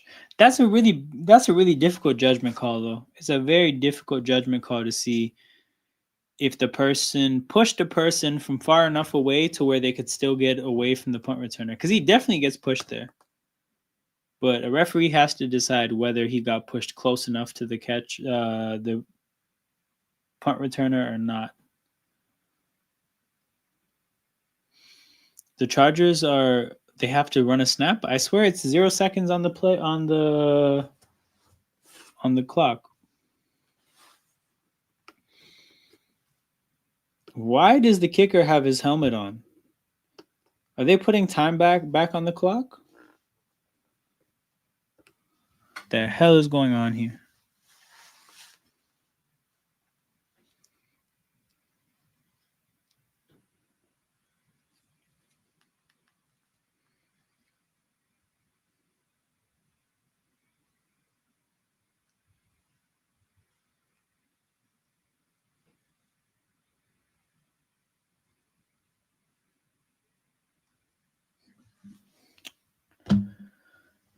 Oh, they can still run. They get the yardage and they can run and play. Kick a field goal from here. Why even play games with a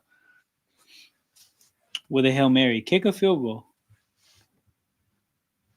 You have a hell of a kicker. I don't know if he has the leg to hit from here, but why not gauge that for yourself right now? They're kicking it. Bro, I love it. I love it. The chances of a Hail Mary are so low. There's no way it's better than kicking this field goal. Cameron Dicker the kicker, with an opportunity to make it a one-score game going into the second half. This would be a crucial bailout for Justin Herbert, who effectively threw away the Chargers' chances to kick a field goal himself.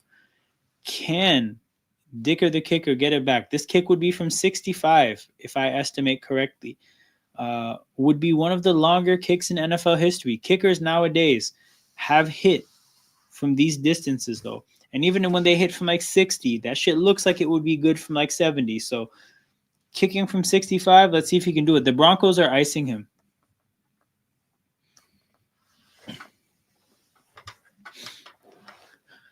Yeah, Broncos are icing him. So, but you know what I like about this, right? This is the Eagles kicker does this as well. He's like, when teams ice you, the mistake that kickers make is standing around on the field. Don't do that shit. They take a timeout, go right back to the net, set a ball up, kick it, and actually kickstart your routine from exactly where it would be had like before the last play. So this guy's gonna go get one kick in and then march onto the field at the exact point before the play that he would normally, right? So like by going through that routine, you completely like negate the whole icing thing, according to Jake Elliott. Wait, what? What is this? God, whoa, I'm confused. Has anybody ever seen this before?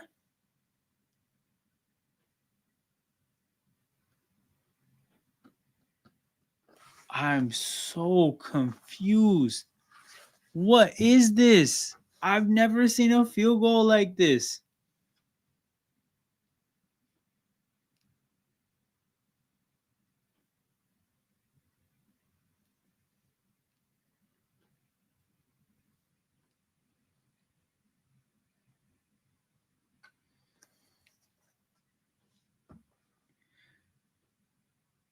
This is a fair catch field goal. What is this? No, it was from 57 because they let him kick it from the line of scrimmage with no blockers. I've never seen this before. Guys, what the hell did I just see? Jim Harbaugh went deep into the playbook for this.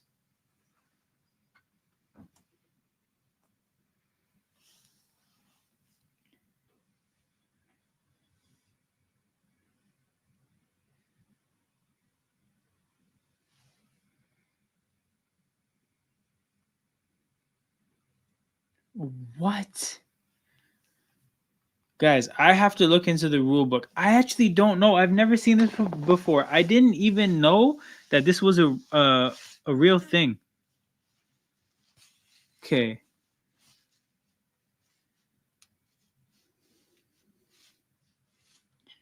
Hold on. Kicks a free kick. So this was technically not a field goal, it was a free kick. And this is the first time a free kick has been kicked since the 70s. That's why I don't know about it. What the hell is a free kick? Guys, I'm currently researching this right now. I'm going to educate you guys as I educate myself. First free kick field goal try since 1976. Wanted to be pull off the fair catch free kick thing. I'm so it was the one to do it. I'm so confused.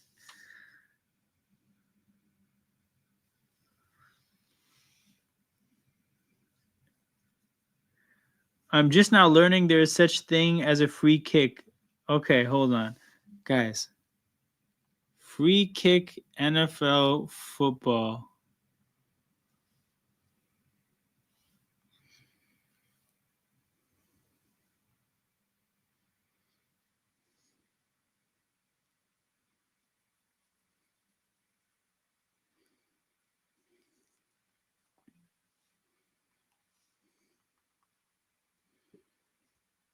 Free kick field goal.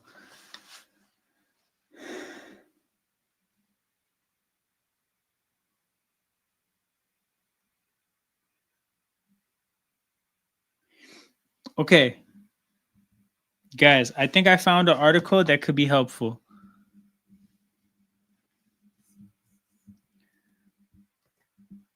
Free kick, field goal, NFL. Okay, there.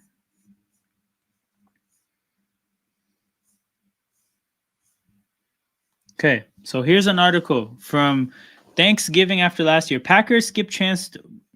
No, don't fucking kick. No. No. Okay, what is this?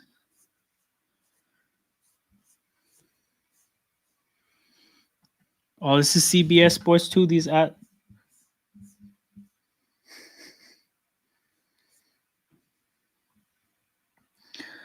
13 seconds, the Lions were facing a fourth hill, which was obvious punting with Lions punter punting out of zone. The Packers, where they could have tried a rare fair catch free kick. If you've never heard of it, don't worry. Most NFL fans haven't heard of it, and that's because it's a pretty obscure NFL rule. Basically, the rule goes like this: if a team fair catches a punt, they're allowed to attempt a free kick on the next play. The kick isn't a typical field goal either. The defense has to line up 10 yards off the ball, similar to a kickoff, and they're not allowed to try and block the kick. The free kick is more like a kickoff, except the kicker has to attempt the field goal off the ground, and there's also a holder. The kicker also has the option to drop kick the ball, but that never happens. In this video before, you can see what it looked like the last time a fair catch kick was attempted back in 2019. There has been only 5 fair catch free kicks attempted in the NFL since 1990. Returner Keyshawn Nixon called for a fair catch at his own 44-yard line, just 5 seconds left to play. At that point, the Packers could have sent Carson out to attempt a 66-yard kick, but instead they had Jordan, blah, blah, blah. Although the fair catch kick would have been attempted from 3 yards further back, it likely would have made more sense for Green Bay. The kicker can kick the ball more like a kickoff, which allows him to get a little bit more distance on the ball. Guys, what's it called? This is some groundbreaking shit.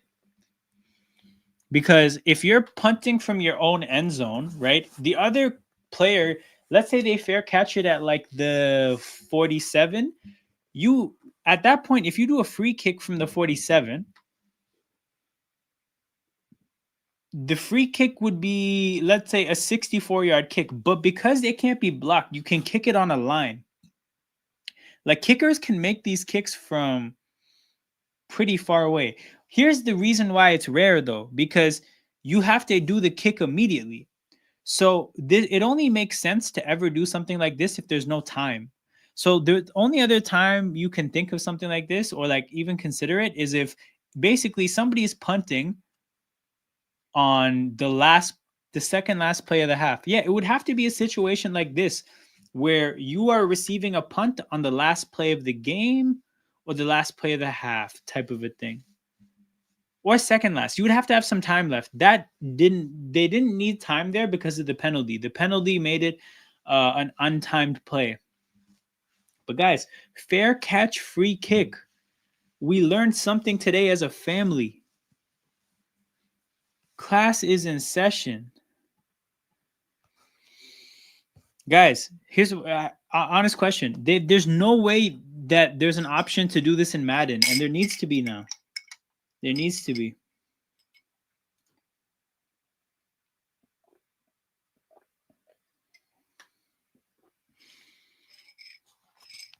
Imagine, because I was thinking, oh, Dicker's going to have to kick from 64, 65. Little did I know. He could just kick from 57. And because they can't block it, you can kick it low. You can really make kicks like that from like 70. But again, the timing thing, even if you have 30 seconds left, it makes sense to not do that, to run plays and get some yards. I can't believe that happened. Jim Harbaugh clearly went deep into the rule book for that one.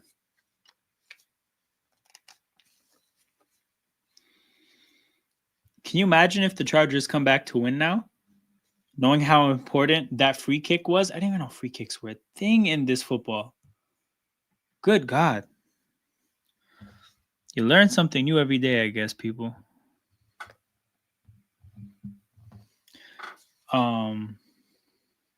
But shit, I'm gonna take a quick bathroom break before the third quarter.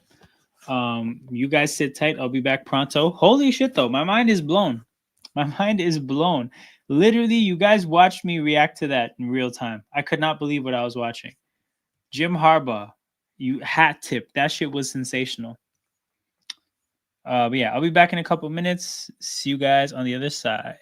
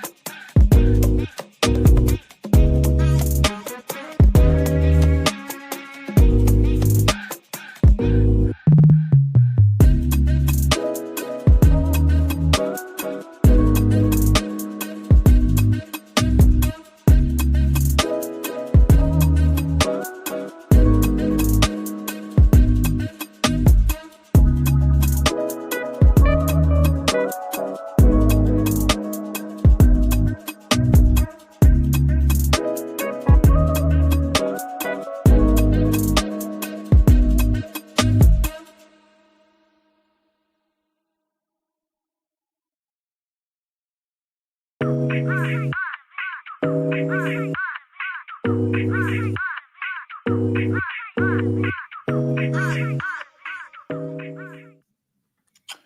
we're back, people. Very much still processing the fact that I just watched history, but I'm thinking about if it makes sense. Because here's the thing, right? There is actually a decent value in attempting that free kick because one, it saves you 7 yards. Two, it lets you kick the ball low so you can make kicks from farther away. So the thing about that free kick is, I would say that the chance to do a free kick is better than one offensive play. The reason I say that is let's say you are down two and the other team is punting from their own goal line and you fair catch it with 9 seconds to go at the 46, right? The other team's 46. So from that point, you have a choice to make. Do we do a free kick from the 46, which would be a 56-yard free kick, by the way? Yeah, right? No, 46. Yeah, it would be a 56-yard free kick, which is probably cash. Or versus you run one offensive play and see how many yards you get. I would say that there are certain situations where because you can kick it low, because you can kick it with from basically from the point where the fair catches, whereas you'd have to kick it from like 6 yards, 7 yards further back if you run an offensive play. There's certain situations where that's more valuable than the opportunity to get yards on an offensive play.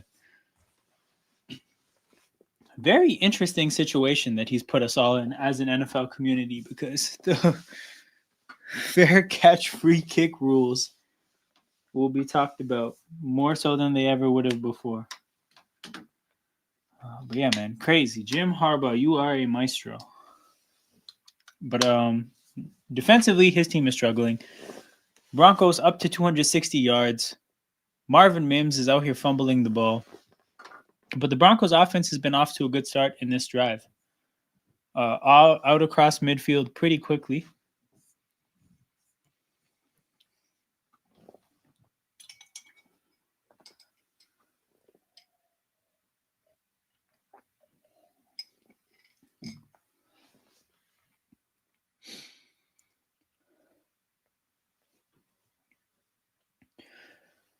It's interesting too because that's a receiver. That's not even a running back. So you would think that he would be very comfortable catching a toss, but I guess not.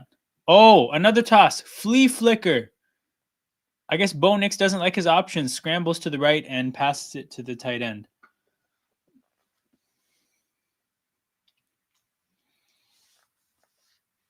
Why is Marvin Mims spending so much time in the backfield?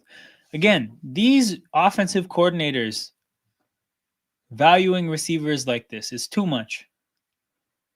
Put a goddamn running back in the backfield and keep it pushing.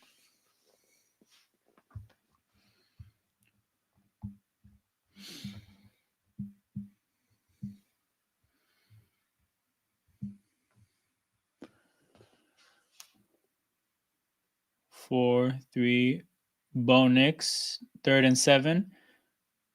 Oh, tight end tried to make a play. I think he should have just tried to go left. I felt like that's what needed to happen there.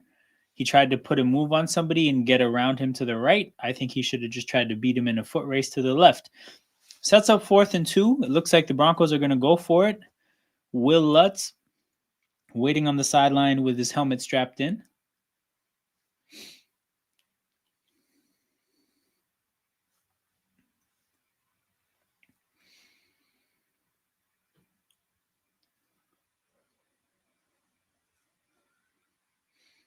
Oh, wow.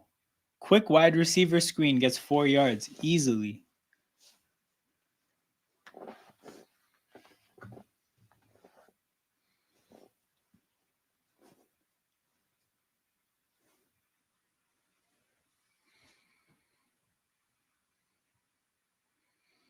That's a pretty bold play call. I don't love the idea of running that kind of play in that situation. Like, not something I would do personally, but it worked for them. So good for them. 7 plays in, almost 5 minutes ran off the clock. Handoff to Estime up the middle. Chargers defense collapses on that, though.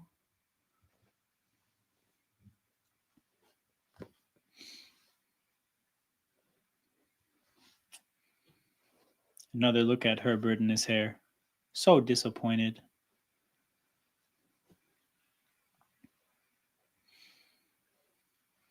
I think especially why I'm so disappointed is because, like, I'm myself, like, working towards the old Herbert hair, like, not on purpose. It's just happening. So I guess I'm seeing him giving up on the hair journey, and I'm like, come on, man. Don't quit on the brotherhood of long-haired dudes out here. Nix takes a shot to the end zone on 3rd and 11, which is basically a glorified throwaway. He chucked that shit into the crowd.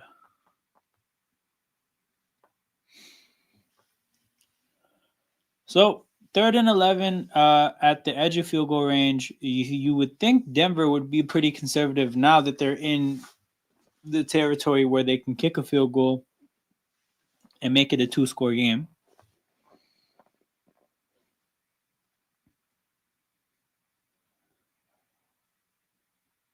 Yeah, this would be a 49-yard kick.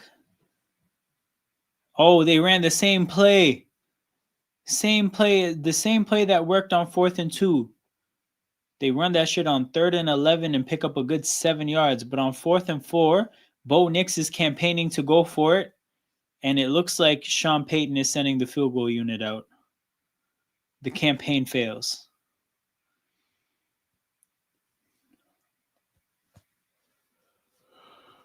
So Lutz will attempt this kick from like roughly the low 40s. Chance to make it an 11-point game. Yeah, 41 yards.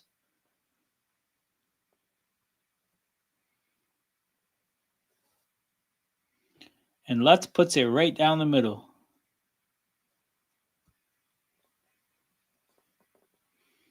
Right down the middle, making it 24-13, 11-point game, 2-score game. Chargers with the ball back. Again, they've been in this position a few times already in this game. They absolutely, in the worst way, need a big drive here. Settling is not an option. But yeah, we'll get back into the game preview. So yeah, on the brink of the Jets being basically talked about as a complete disaster, or just like in the aftermath of that, definitely have the Jets losing this game. Like I said, Rams look like as they've gotten healthy, as the year has gone on, they've settled into playing their football. Very young and athletic team.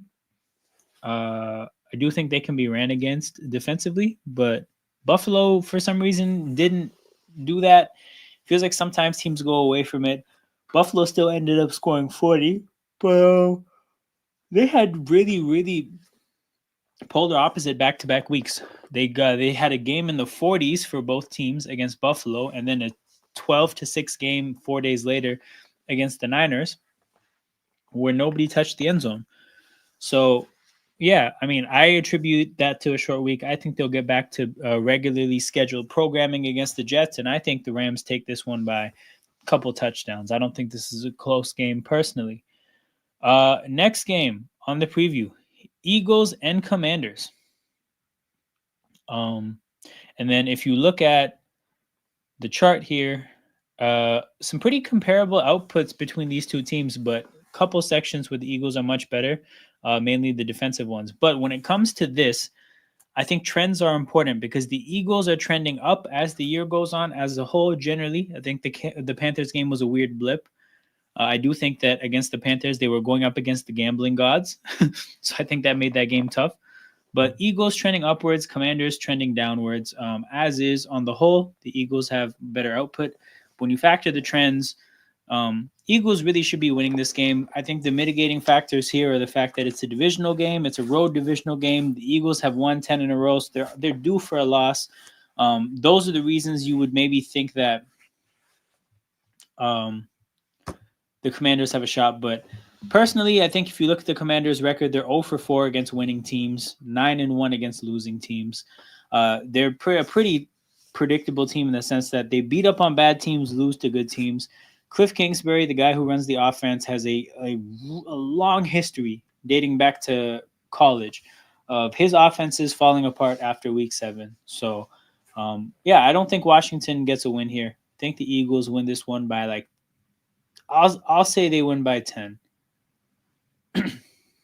We'll have it at what 27-17. But yeah, give me Philadelphia here. The next game we'll look at will be Panthers and Cardinals, but we'll get into that at the next break. So, to turn the attention back to the game, huge drive needed for the Chargers. I've talked about them needing to be disciplined when it comes to running the ball. Down 11 points with a quarter and a half to go, maybe you consider not having to care about that anymore because they need to get the ball moving. Quick 7 yards to McConkey to start the drive.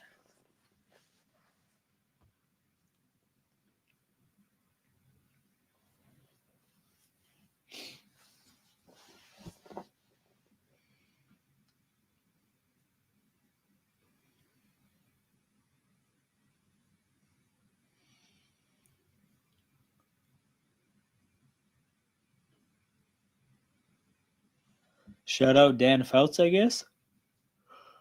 2nd and 4.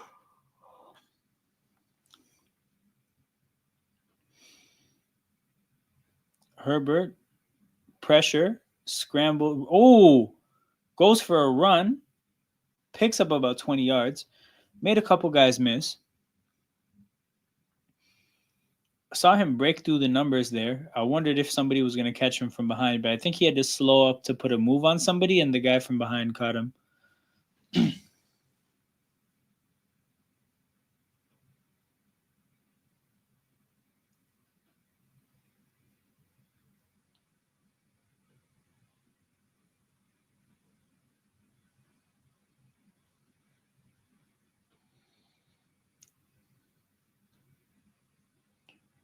Hand off to Vidal.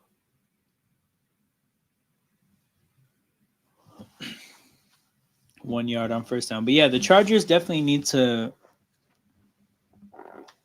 They need to be mindful of the fact that Denver has been able to string together long drives because there's 21 minutes of game time left in this game. And if we look at some of Denver's drives, I'll pull up the exact numbers right now. If you look at Denver's drives, they've had a 6-minute drive.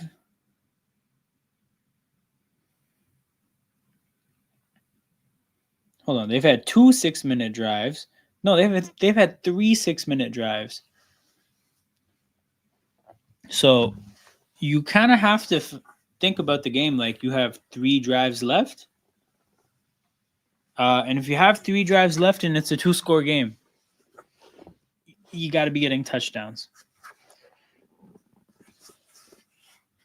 Is that Matlock again? No, that's a different Chargers weapon in the 40s.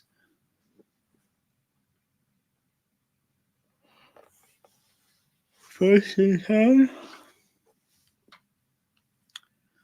and 10, jumbo formation for the Chargers, a handoff to Vidal.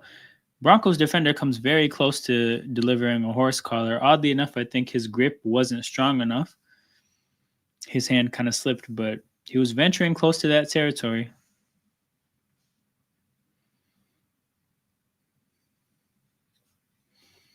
But yeah, at least the Chargers are in field goal range, so at very minimum, they can make this an 8-point game again. They could not leave this drive without points.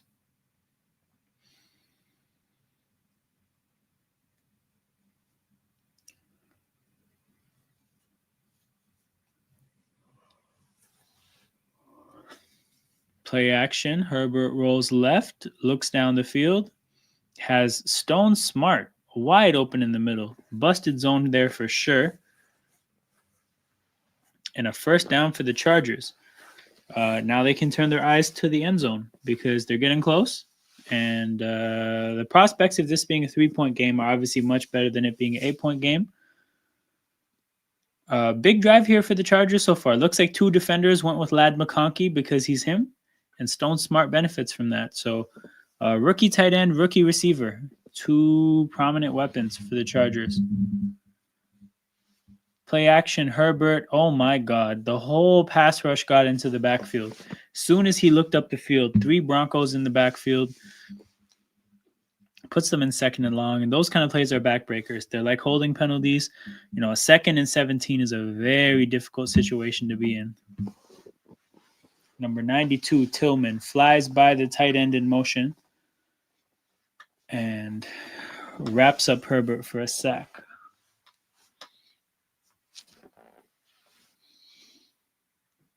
2nd and 20. I didn't even know. Damn, they got a 10-yard sack. Herbert check down to McConkey. Not quite a check down, but short route for 6 yards.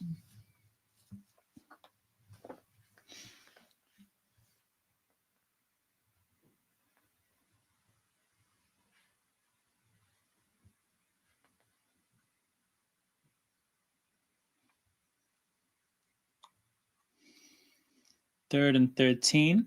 Herbert drops back. Oh, he's going for a run. Oh my God, he slid. Oh my God. That dumbass linebacker went.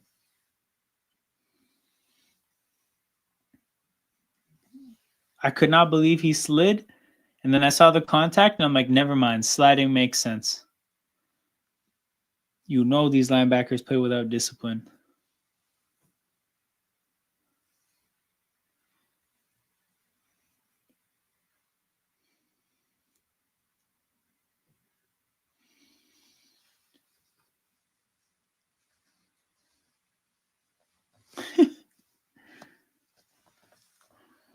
He basically did about 60% of what Al-Shaair did.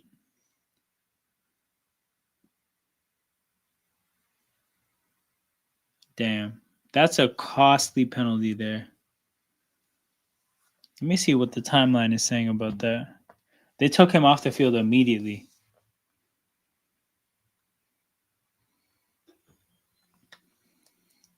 What's his name? Sean Payton is not fucking around. Handoff to Gus Edwards. Chargers in the end zone. So with 18 minutes of game time left, the Chargers probably are going to go for 2 to make it a 3-point game.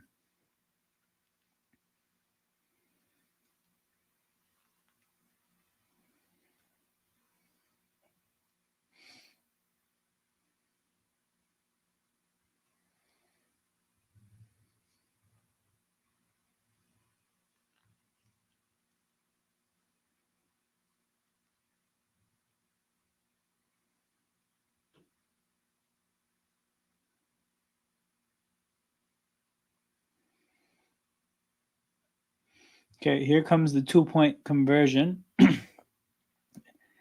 Gus Edwards in the shotgun.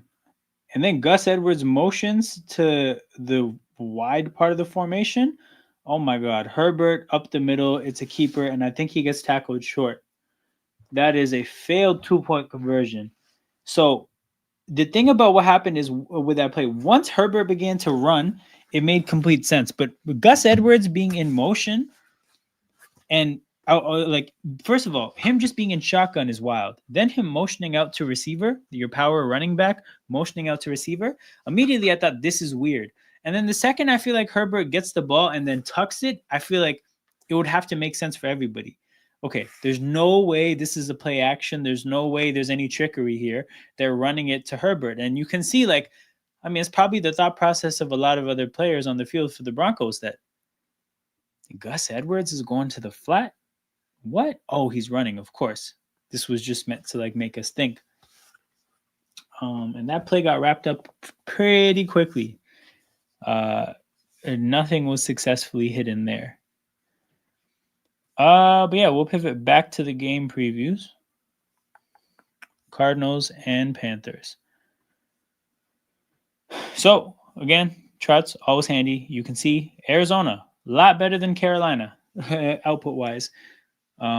Obviously, Arizona 1 game behind the division lead in the AFC West. Technically, they still have playoff hopes. And they'll be playing with their backs against the wall against Carolina. Carolina being a team that had built up some momentum and had been playing respectably, but suffered a bad loss against the Cowboys. Like the fact that the Cowboys walked all over them, the way that the Chiefs didn't, the Eagles didn't, the Bucks didn't. People would all tell you right now that the Chiefs, Eagles, and Bucks are all better than the Cowboys, but Carolina was able to keep up against the Eagles, the Bucks, and the Chiefs, but got walked all over by the Cowboys. So to me, that suggests that the whatever little magic that Carolina found, it's done. So with that being said, I'm definitely going Arizona. I think Arizona themselves have also kind of faltered down the stretch, but fortunately, they get a really good matchup here and at the right time. Just one thing to keep in mind though is that they did tell Kyler Murray that he'd be playing in the cold, and he said, "Oh yeah, I'm not bothered at all. I've played in the cold before." And then he asked, what's the temperature supposed to be?" And they said 35, and he was like, "Oh," like he almost reacted to it as if he wasn't expecting it to be 35. That being said, I don't think 35 is that bad in terms of football. Um, real quick though, big up CJ. Good to see you in the chat. Ask Jay Jennings or Dowdle at flex. Let me think.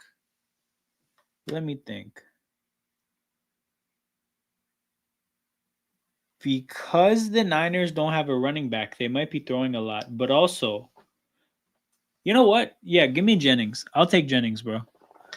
I think if you don't have a running attack, maybe you rely more on your possession receiver. Give me Jawan Jennings. But yeah, kind of surprised to see Kyler react to the cold like that. Kind of a weird thing to have happen before the game. Maybe that means the Cardinals are going to play like shit, but I don't think so. I do think they're going to get this win regardless. Also, I don't think they need to play particularly well either to get the win. So, yeah, give me the Cardinals in this one.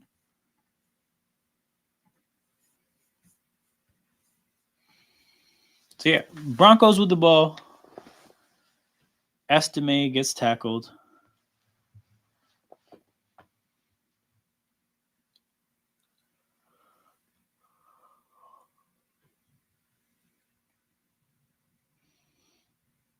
What are they dealing with Herbert? His elbow?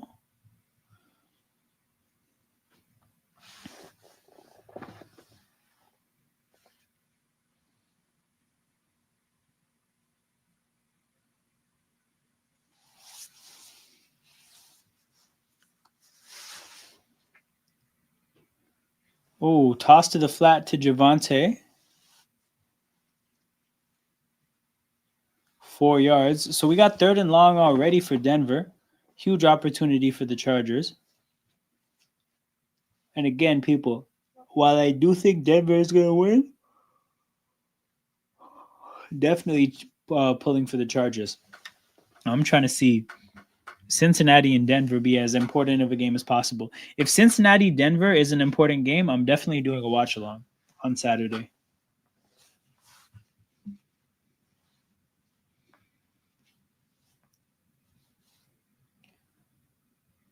Third and 8.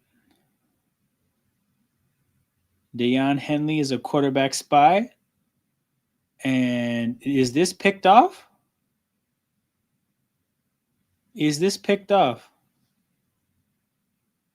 Oh, they're saying Denver ball. I think this might be a clean 50-50. This is one of the rare times where it's a clean 50-50.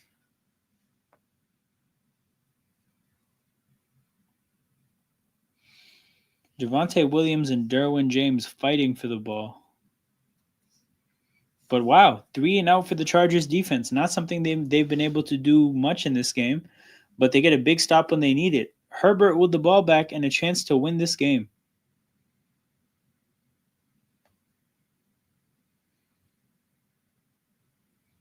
Yeah, that's a clean 50-50, and definitely you have to give it to the offense there.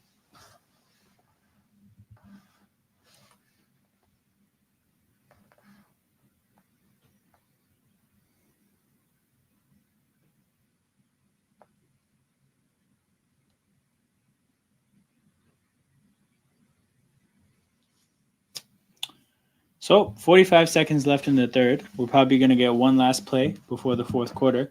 Oh my God, they're showing another commercial now, and then the quarter will end and they'll show more commercials. That's tough.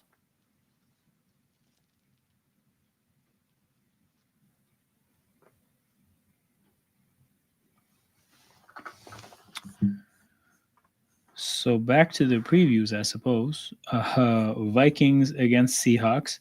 So for this one, there was a lot of confusion about whether Gino would be playing.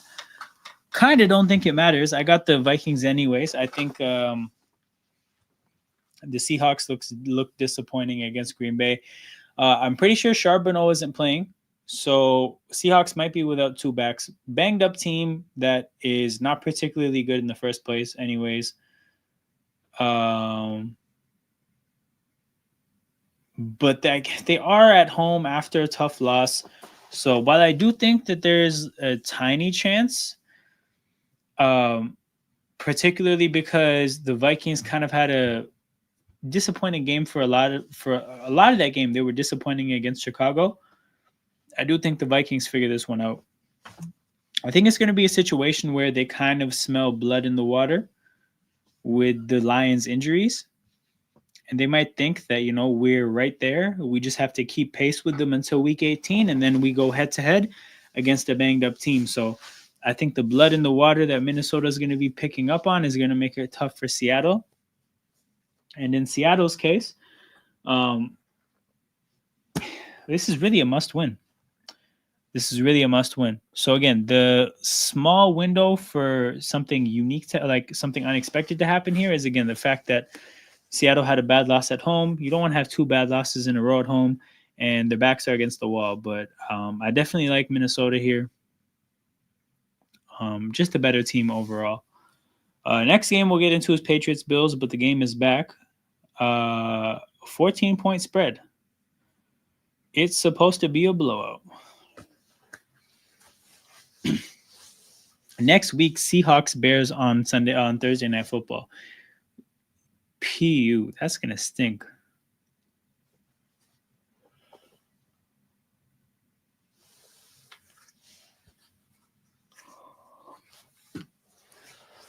Herbert is 10 for 10 on play action. Well, goddamn it, run it some more then. Gus Edwards in the backfield in the shotgun again, play action. He chips somebody, and Josh Palmer gets an easy 11 yards. No one can watch that. For sure, Gail, for sure. That one's going to be rough. Also, it's going to be Boxing Day too, right? So it's going to be they might be busy Boxing Day shopping, even though I don't think that's really much of a thing anymore. But more importantly, they're going to be recovering from what for a lot of people is going to be a busy and hectic Christmas. Are they going to run a play? I feel like almost everybody doesn't run plays in these situations anymore. Nope, they are. Gus Edwards up the middle. 5 yards for the Chargers. Sets them up in 2nd and 5, which we will get at the beginning of the fourth.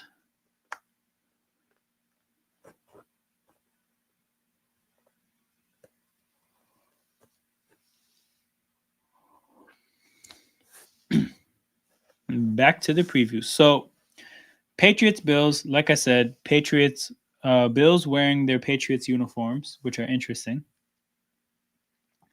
But yeah, 11-3 against 3-11. One team is significantly better than the other. Bills legitimately one of the best teams in the NFL. Patriots legitimately one of the worst. These two teams will actually play twice the rest of the way. They play once this week and then once in the last week of the year. And I think the Bills will probably blow them out twice. But this is the really frigid game. I think this game is going to be played in 15-degree weather. So I think the Patriots, do they have the ground game to survive in that weather? No. Do they have the rush defense to stop Buffalo from running? No.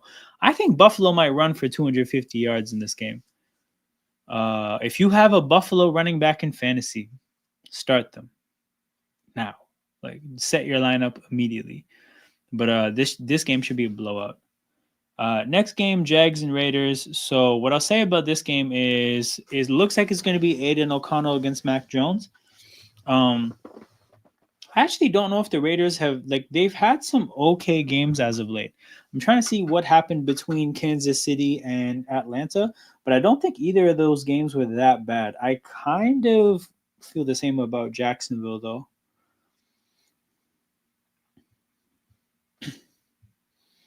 Oh, they lost to Tampa by 15. That's not the worst thing in the world for the Raiders though. What about the Jags? The Jags, as of late, oh, they lost to the Jets. Never mind, that's bad. You know what? Give me the Raiders in this game. I'll take the Raiders winning this one. I think the spread is what? The spread is 1.5.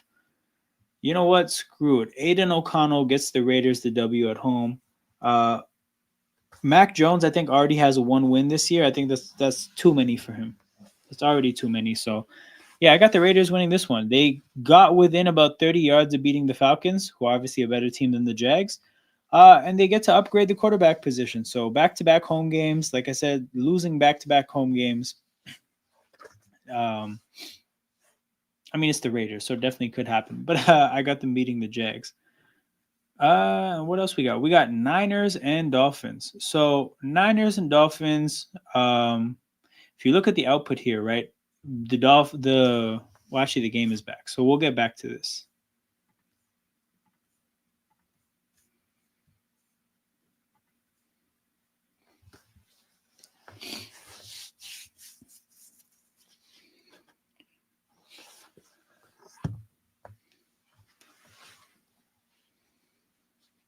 Second and 6.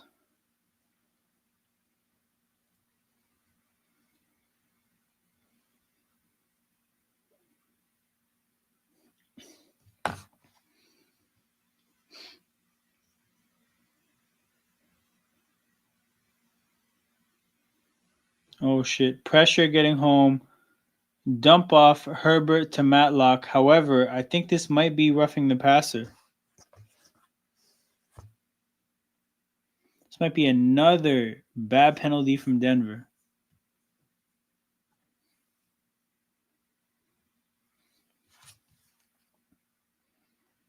Or it's going to be offensive holding. Oh my god, another personal foul by Denver. Two very costly personal fouls for them so far in this game. Oh my god, what's wrong with Cooper? Why would you do that? Oh, he got hit in his face mask. He actually couldn't see. Whoa. He got unlucky there. That's really rough because Herbert had him by his face mask, pushed his head back. He actually couldn't see what he was holding on to. That's a tough call. That sucks for that guy.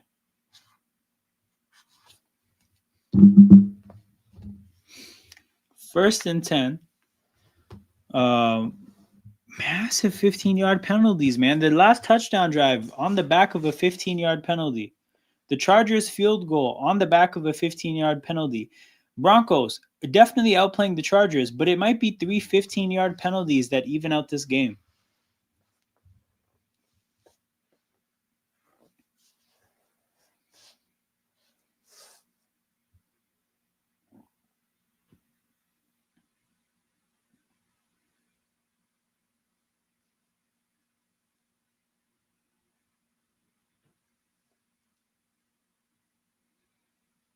Second and 10. Chargers probably about 7-8 yards from field goal range.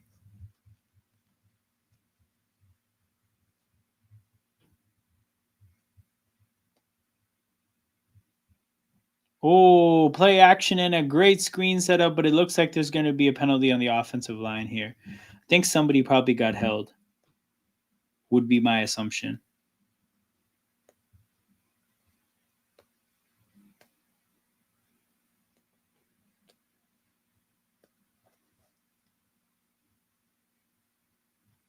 Oh, it's offsides. That was a free play? Ooh, okay. I felt like the flag was in the area of like a bad block, but yeah, good call. It's an offside. That was a free play, and it worked out well.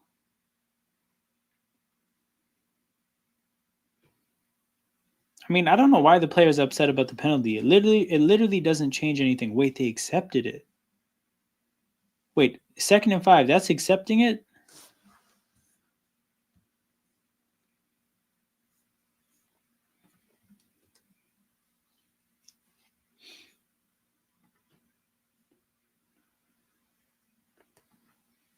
So hold on. They took 2nd and 5 over 3rd and 2? Did he not get like 8 yards on that play? I'm confused. I'm so confused.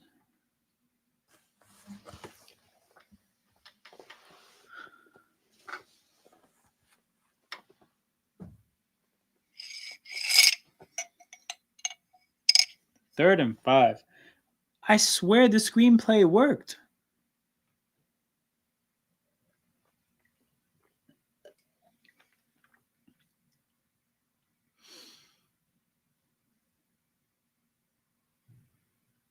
Third and 5. Herbert gets Quentin Johnson set and then throws to him immediately. Flag on the play, though. Is this going to be an illegal formation? Because Herbert seemed to be telling Quentin Johnston, hey, either move forward or come back or something. But he seemed to be alerting him that his placement was off. Another offside on the defense. Denver, are you guys trying to play football or not today? Because they just keep making mistake after mistake after mistake. Definitely have been the better team today. But they just keep doing things to let the Chargers back in the game.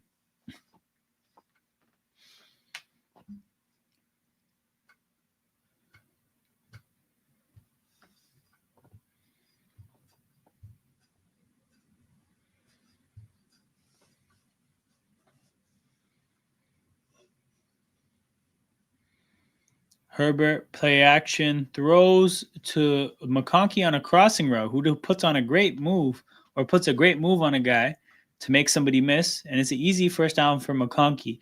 McConkey is really the new babyface assassin. Remember, they used to call Steph Curry that beginning of his career, a baby-faced assassin. And McConkey is the new baby-faced assassin. He's out there on demon time and he looks 13. He looks like a teenager out there. What a player, though. Lad McConkey, unreal football player. Georgia really had him and Brock Bowers on the same team.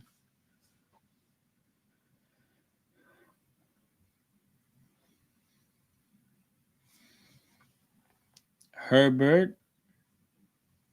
Oh my God, what a play. Scrambles, improvises, rolls left, makes a throw across his body to Darius Davis. He's throwing his hands up as if he's complaining about a flag, but nobody else is reacting like him. Maybe he's just reacting like, damn, I made a hell of a play. They're going for 2. Oh, he must have not been able to get the play call. So they're going for 2 to go up 3, but man, what a play by Herbert. Darius Davis hilariously has a huge role in this offense. Yeah, what a ball. What a ball by Herbert. Literally off balance, falling to his left, gets no other part of his body into the throw, just all a flick of the wrist, and gets open. And he threw him open too, by the way. Darius Davis was not open. Gets thrown open by Herbert here. Okay, Chargers, try not to dial up a stupid play on this 2-point conversion. Play action. Oh my God, what a catch by Palmer. What a play. Brampton's finest catches a deflected pass. An unreal adjustment to the ball here. And a 3-point game. And Denver has absolutely nobody to blame but themselves. 12 minutes to go. We're in for a good finish, people.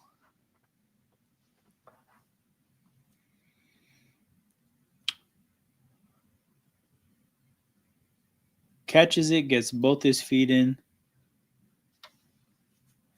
He gets his feet in multiple times as well.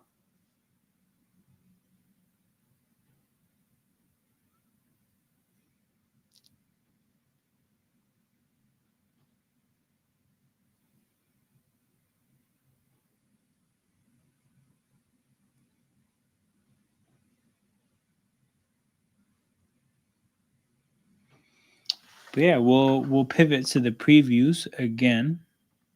Niners Dolphins.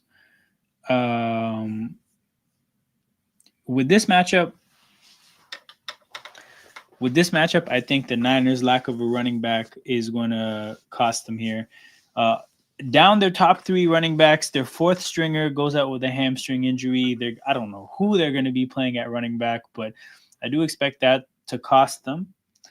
The Dolphins, obviously not faring well in the comparison with the Niners here, but you got to keep in mind the Niners have lost a lot of players, and the Dolphins didn't have Tua for a certain stretch of the year. So statistically,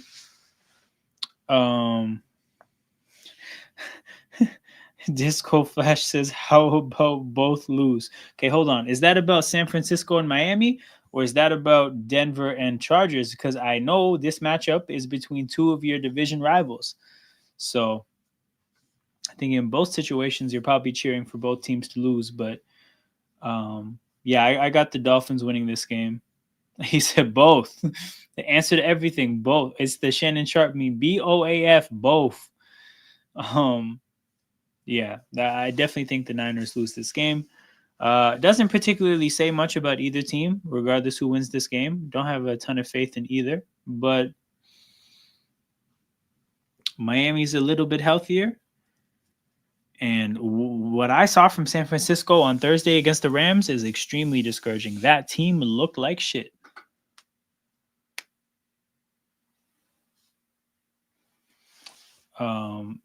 And then to move on to, I think this is the last game for the preview. Yeah, the last game would be Bucks Cowboys. But the game is back, so we'll do this later.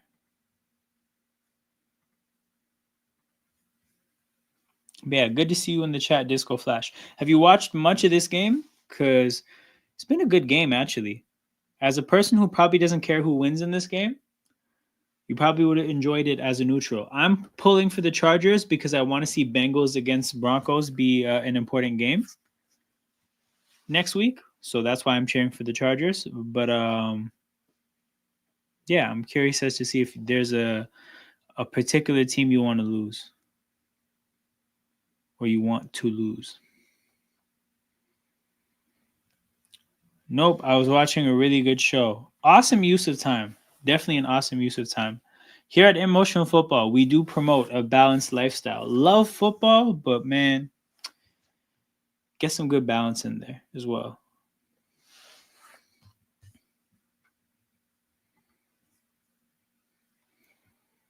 But goddamn, the commercial is back, so we can pivot back to the previews.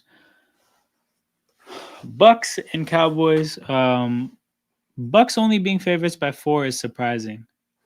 I definitely have them winning this game. Cowboys, again, pretty solid game against the Panthers, but I think the Panthers' magic run out, and the Bucks blew out this Chargers team that we're watching right now. So I think the Bucks are doing pretty well. I think they're going to be able to run the ball. They have the best rushing attack they've had in a long time. Cowboys defense, susceptible against the run.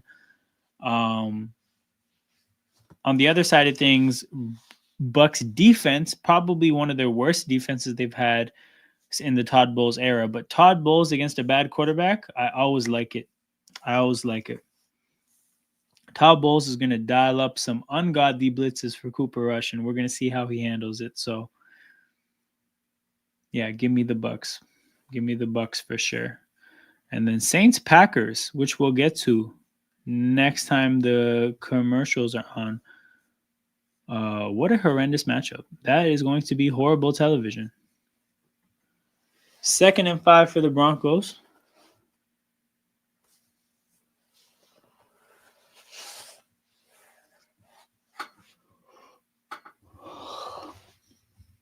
Play action. Bo Nix drops back, and I think he hit a charger in his ass. That screenplay was going nowhere. We're into 3rd and 5, and the Broncos offense now, I think, has run a negative play or a play that hasn't worked for like 5 plays in a row now. All right, the 3 and out on the last drive, 2 shitty plays here. 3rd and 5 for Bo Nix.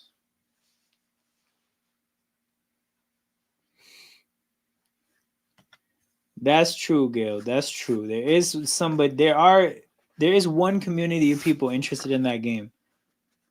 and that is the Packers. They're gonna win by like 40. It's gonna be bad. Spencer Rattler with no weapons against the Packers team. Like, I think the Packers probably played their best game against the Seahawks, in my opinion. And like I say, best thinking about well-roundedness, considering how much production they got from their running backs. Yeah, I think the Packers are rounding into their best form, and the Saints are oh my god, they're gonna have a bad day.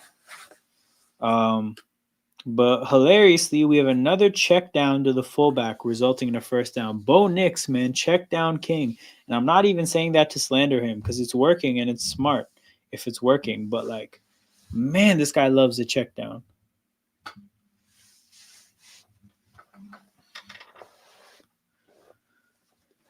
Well, big third down conversion there.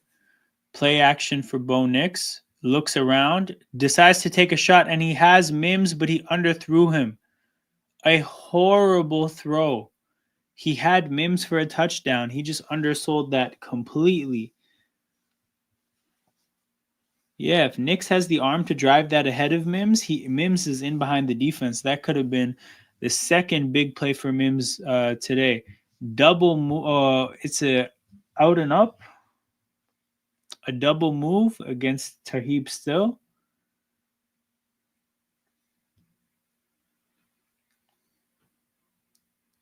And Bo Nix pats his chest to say, "My bad. We know it's your bad. It couldn't be anybody else's bad. Receiver did his job." A handoff on 2nd and 10 results in 1 yard. So Broncos are now in 3rd and long.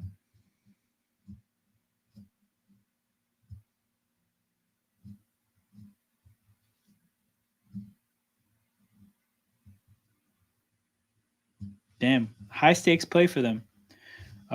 Chargers offense has been rolling for like 2 drives now. If you fail to convert this third down, you may not get the ball back. You may get the ball back the next time around down 10, and that could be bad. 3rd and 8.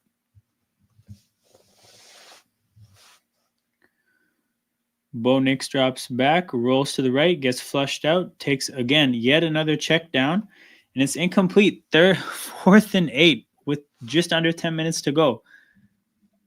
The Chargers team in the second half, they have balled out. Denver, just continued mistakes. Continued mistakes from Denver's side of things. Yeah, when Denver plays Cincinnati next week, that's going to be a mistake-filled game. And boy, does Denver need Riley Moss back.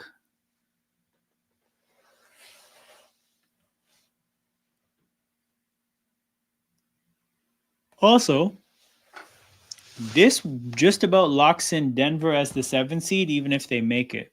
So for Denver, it's like you either miss out on the playoffs or you go to Buffalo or Kansas City and get absolutely demolished in Week 18. The hope is that if you make this 6th seed and you play Baltimore or Pittsburgh, they were confused after the field goal. Maybe that's what happened. Maybe there was no halftime adjustments because they spent the entire halftime just completely befuddled at the rules. Let us kick your asses.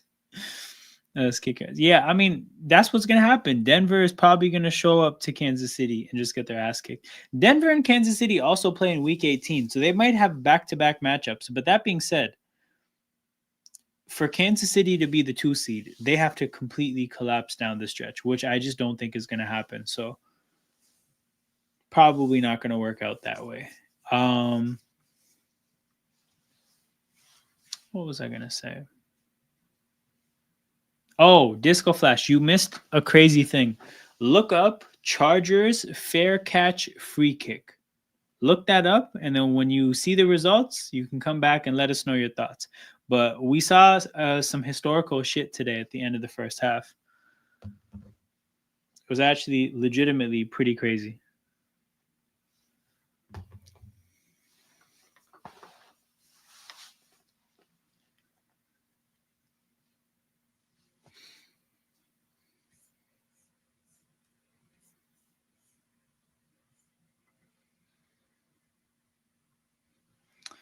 Oh yeah, we had one last preview to do.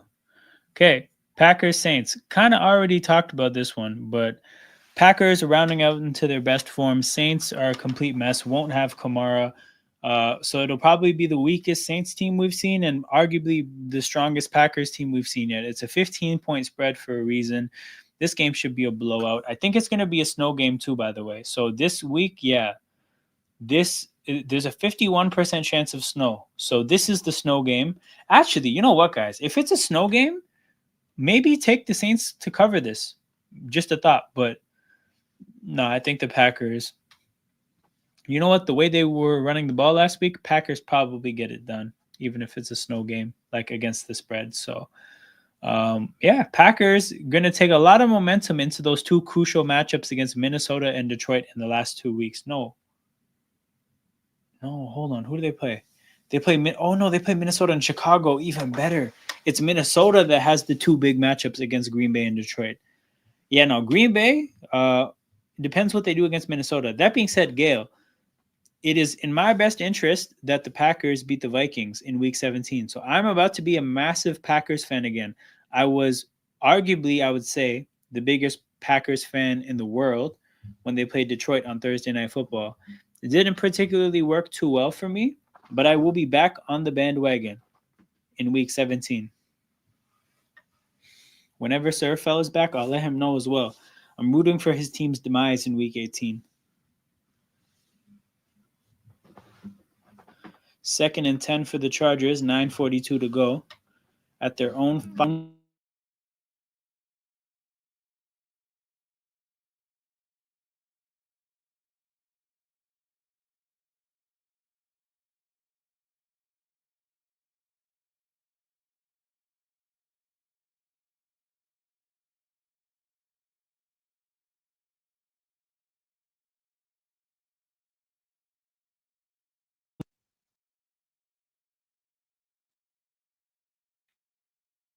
I'm assuming the fantastic is a response to the snow game.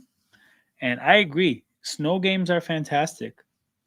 Snow angels as touchdown celebrations, chef's kiss. Okay, under 9 minutes to go, 3rd and 4, massive down for the Chargers, and Hayden Hurst makes a contested catch after taking a couple shots. Hayden Hurst, never forget, MLB pitcher that could throw 100 miles an hour just could not locate the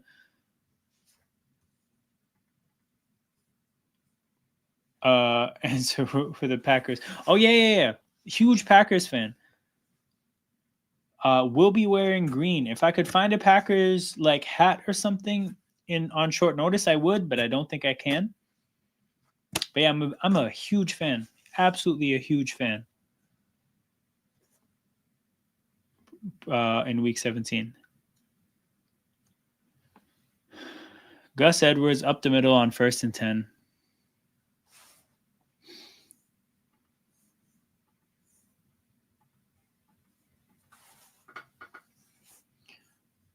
Found a clip. That's crazy, right? Disco Flash. Did you know that that's a real thing? Yes, first time since 76. First time in what? At this point now, that's 48 years? 48 years, this obscure rule led to a free kick in this sport. I thought free kicks were the other football. I did not know.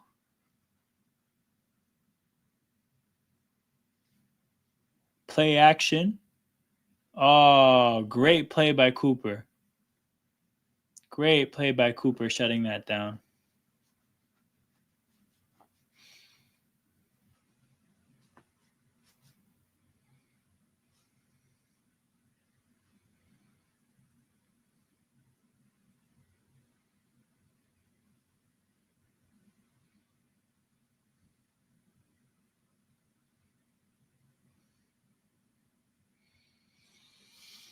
All right. Well, the Broncos defense got the Chargers offense in 3rd and 9.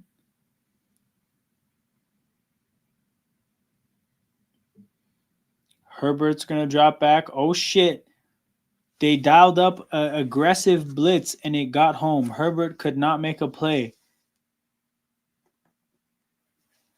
The Broncos defense is going to force a punt. Now, Bo Nix gets another shot to bring this game back.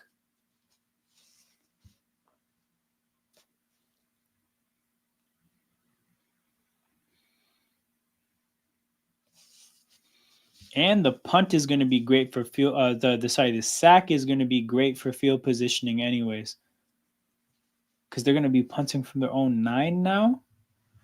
Let's see if this is a good punt. God damn, he punted it to the other 45. Mims fair caught it. Guys, do a free kick. Do a free kick. It'll be from 65, but you can kick it on a line. Do a free kick.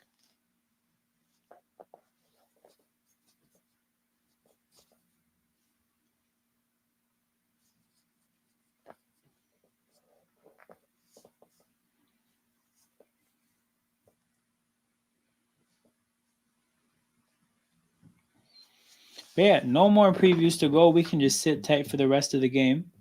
What does the yardage look like in this game? Because there was a time where it feels like Denver was by and far the better team in terms of yards gained, and then the Chargers, it feels like they evened that out. Oh, wow. Funny that I'm talking about this being even. The Broncos have 308 yards. The Chargers have 307 yards. It's grown into a tightly contested game. Denver started out better. Chargers responded to even things out, but all the momentum lies with the Chargers. Broncos offense has been faltering. I actually think, if I have this right, the Broncos offense got 3 touchdowns on their first 3 drives to start the game. Since then, a field goal and nothing but punts. So I think that free kick situation was definitely a momentum changer, and things haven't quite been the same in this game ever since. If Denver goes on to lose this game, this will be a very bad loss considering how many unforced errors they made.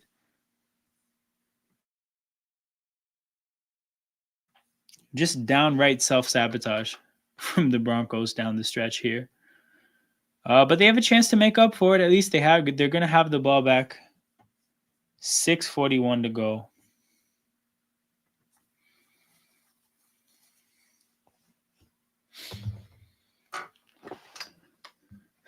What did I pick for this game? I think I had the Broncos covering.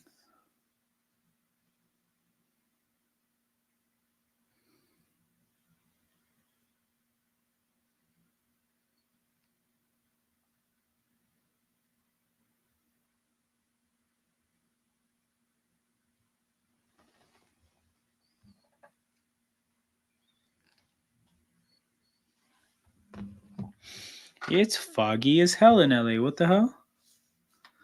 It looks like very spooky. It looks Halloweeny. Halloweenish. Halloweeny sounds crazy. But it looks spooky. That's the better adjective. We're going to go with spooky.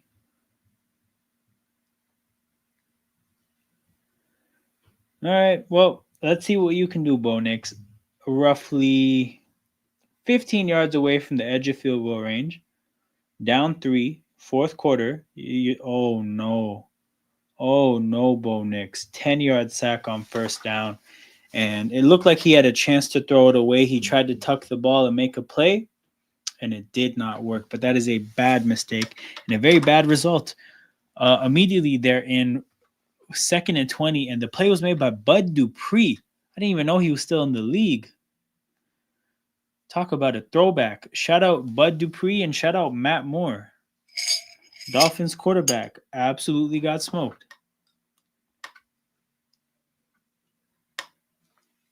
2nd and 20. You got yourself in quite a bit of a hole, Bo Nix. Almost a delay of game. Barely gets the handoff to Estimeoff, who gets about 7 yards. So we're about to see a huge 3rd and 13.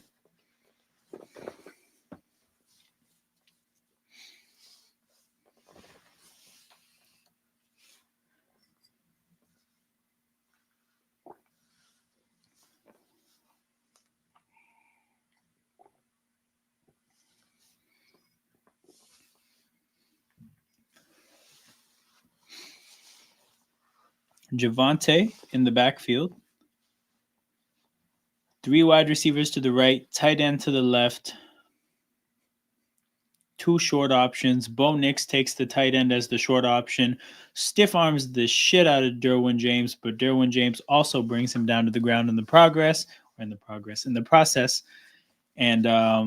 4th and 5 at midfield. I don't know if there's a decision to make here. I think the Broncos probably just punt.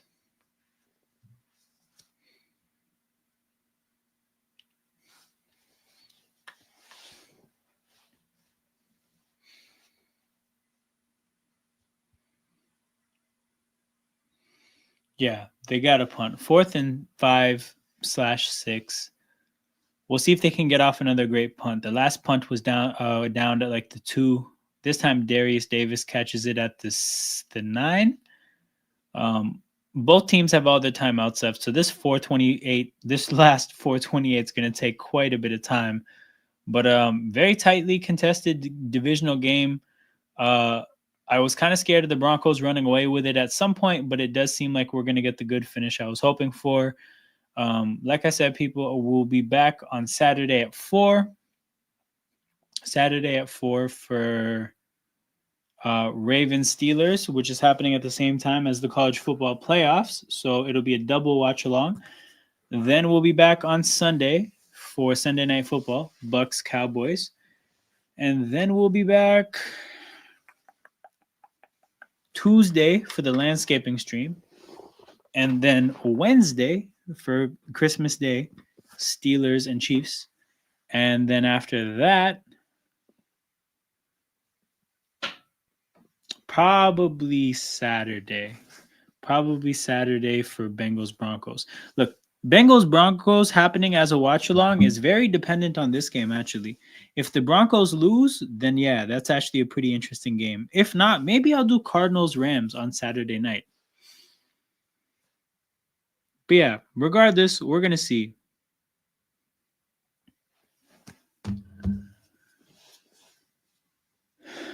We are going to see.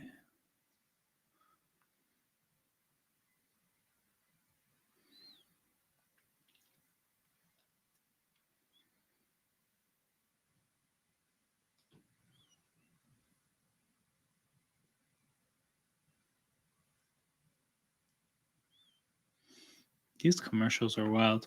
But yeah, then I guess for Wednesday on Christmas, we'll be previewing week 17. And we'll be recapping it Sunday night, week 17, which will be all Commanders Falcons. That'll be awesome. So I think for the Saturday games, the secondary activity might have to be mock drafts, I think. We'll have to double check about that. But yeah, probably mock drafts. I think that would be a good time.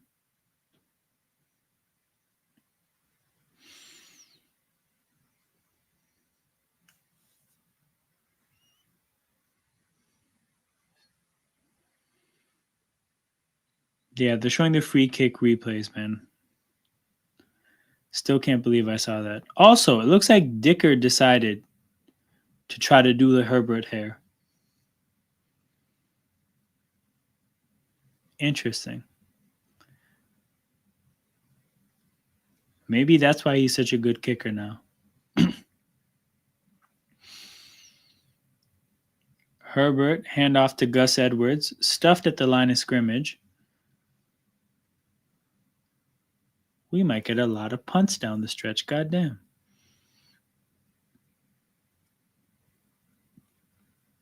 Lost last 11 games decided by 3 or fewer points. The Chargers are on a crazy losing streak of close games. 11 in a row in games decided by 3 or less points.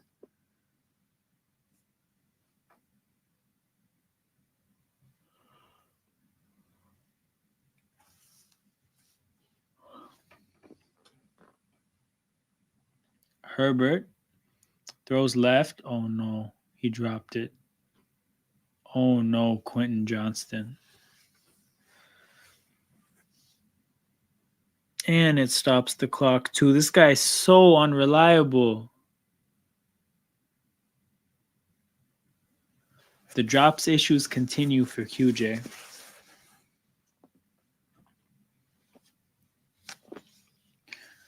Man, you love to see it when a player pats themselves on the chest when it's obviously their fault. It's like, we knew this already. We knew it was your fault. You couldn't confuse us and have us thinking it wasn't your fault. It's very clear whose fault it is. It's not anybody else's. Herbert drops back, gets flushed to his right, has lots of time and space, and Herbert is going to run for the first down. Just popped in to say Tank alive. Good to see you, time to shine. 100%. 100%. Didn't watch a second, but I know the result, and it was the right one. Massive Tank. Massive developments in the Tank is losing to Brooklyn. Shout out to Jordy Fernandez. But we're coming for that top pick.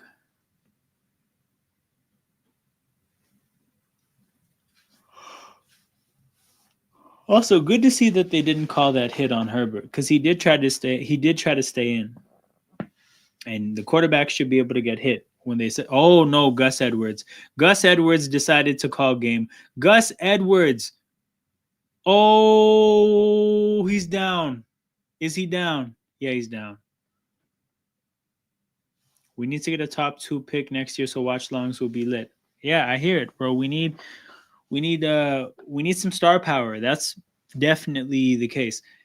Scotty Barnes is cool, but I think in terms of not being a star really and not being a number 1 option, we need that piece in the draft this year. This is our time. The lottery watch along that I'm about to do in March or May, whenever the lottery is, I think it's in May. That stream is about to go crazy.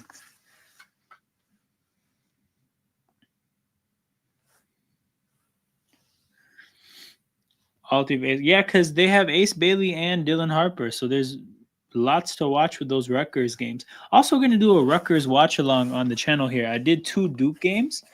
I've seen enough from Duke. It's time to watch Rutgers, and then probably there's a couple other schools. I want to watch Baylor for Edgecombe, and I want to watch BYU for Demon.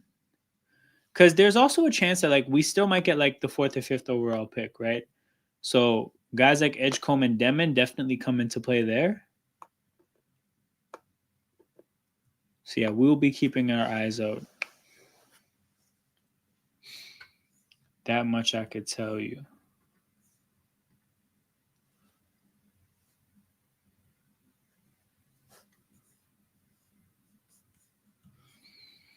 Anyways, I'll let you get on. Just give it a pop and say, yeah, 100%, man. It looks like it's going to be a good finish to the game here. Also, by the way, I don't know if you're aware, but there is such thing as free kicks in the NFL, and it happened today for the first time in 50 years.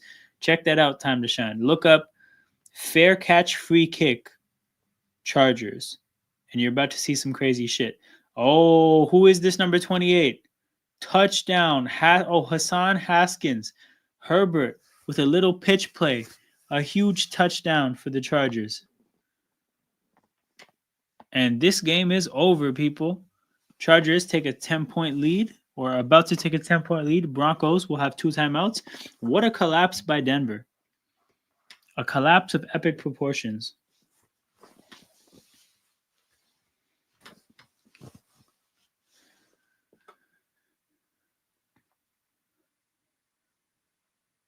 This is wild.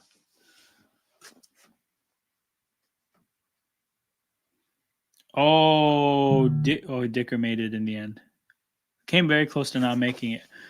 But yeah, a Denver team that easily should have been up 11 at halftime is now down 10 with 2 minutes to go. And we are going to watch this last drive because Denver has timeouts and you never know with football. But clearly, fate of the stream is stream ends if Denver doesn't score.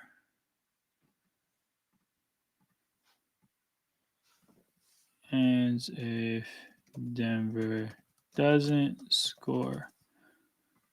So we have a very obvious common sense fate of the stream, but fate of the stream nonetheless.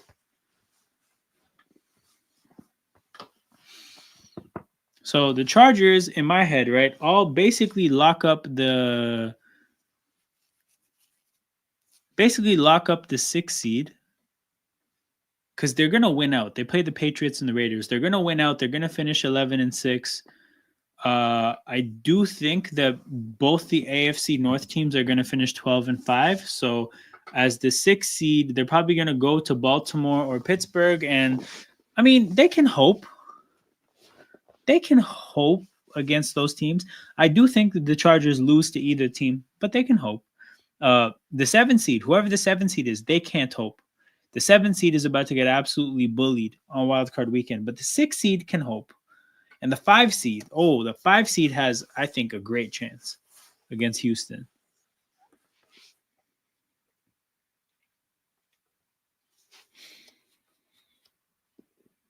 Bo Nix, 155 in the first half, 65 in the second half. Bo came up small. They were calling him Mo Picks last week, and he hasn't recovered. Sutton, easy 11 yards on first down. Fade of the stream initiated, but like a very common sense fade of the stream. I'm sure it applies to everybody.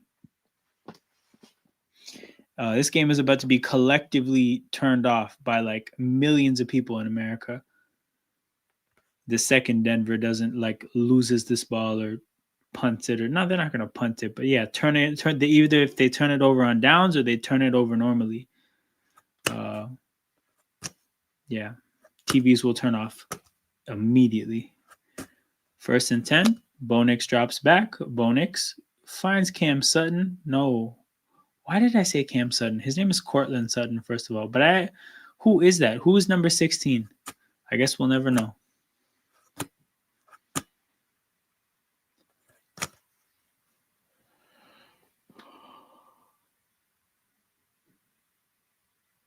Bo Nix looks left, scrambles, laterals it to Javonte.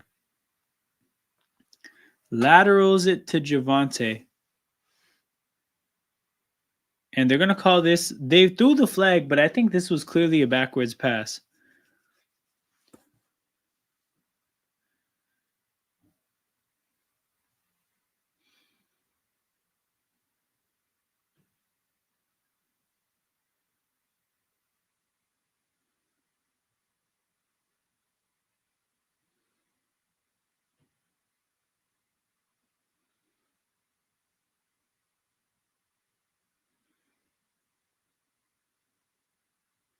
They're calling this a forward pass?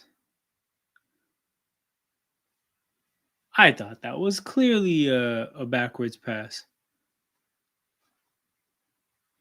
Well, I'm pretty sure they're going to accept the holding on the offense there. Holding at the offensive line or at the line of scrimmage. Bulls on Khalil Mack. Again, Khalil Mack, bring him to Philadelphia.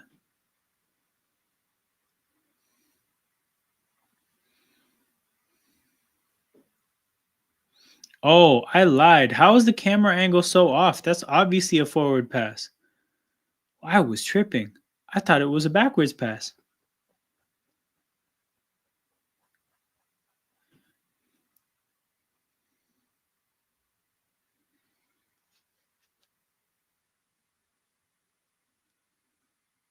Okay, replay second down.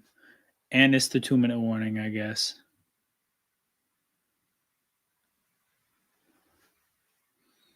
So yeah, people, with the Chargers winning this game, Bengals and Broncos is officially a huge game. And the reason is because the Bengals, let's go back to their record.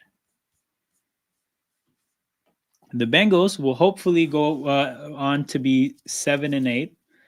And when they're a 7-8 team, they will be 2 games behind the Broncos, and then they play them next week. They could win that game, be 1 game behind the Broncos, and then in that last week, Denver plays Kansas City, who might have to play that game to hold on to that 1 seed. If they lose, Cincinnati has a chance to make the playoffs in the last week. So Cincinnati remains in the hunt because of this big loss by Denver. So yeah, with that game being big, Broncos-Bengals will be the watch-along next Saturday, the 28th.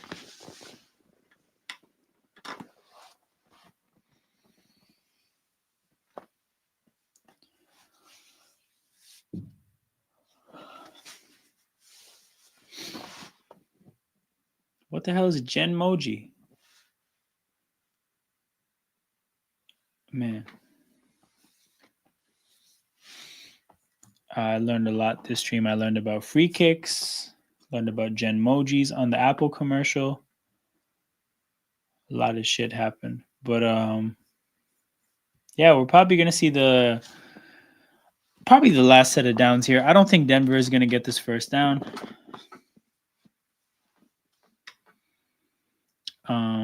Actually, no. You know what? On Saturday when we watch Ravens Steelers, we're probably just gonna mess around with the playoff machine all stream and just play with the different scenarios and play with the different possible outcomes and see what we can do to just like flush out every different like possibility for everything. I think that's probably what we'll do on Saturday. We'll save the mock drafts for the Saturday after that, which will probably be, that'll be Denver, Cincinnati. We can go through mock drafts for that stream. But yeah.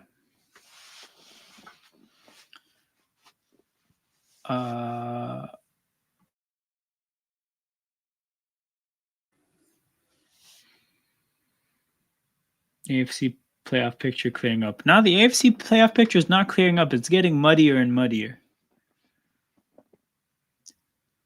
Colts also looking to have an outside chance.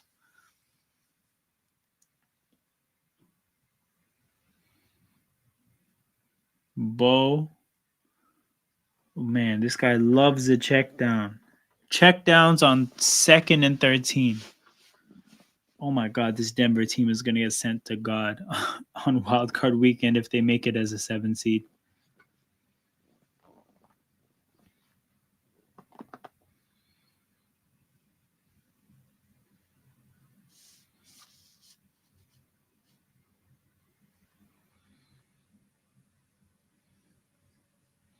Okay, 3rd and 13.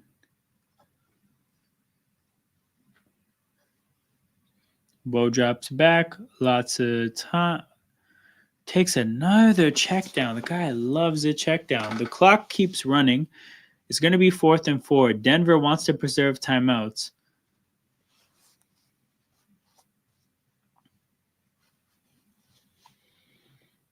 Bo Nix gets them set up, and a timeout is called for by the Chargers. I don't know if I would do that. I would make them do a hurried up 4th down. I don't know if I would call that timeout.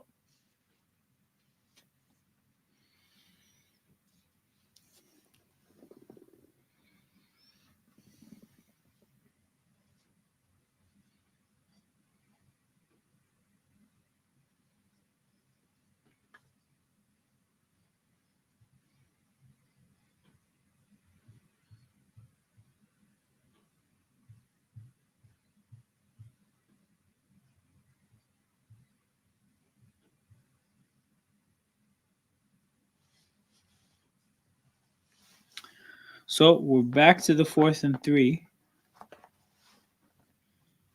1:26 to go. Both timeouts for Denver. I think you'd have to consider kicking a field goal as soon as you can to preserve time for the onside kick. And then if you get it, you still have time to do whatever you got to do.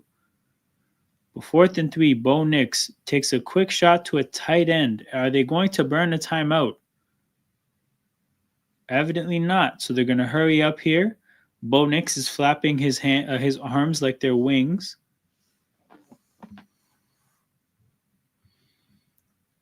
Bo drops back. Lots of time. Man, he loves checkdowns.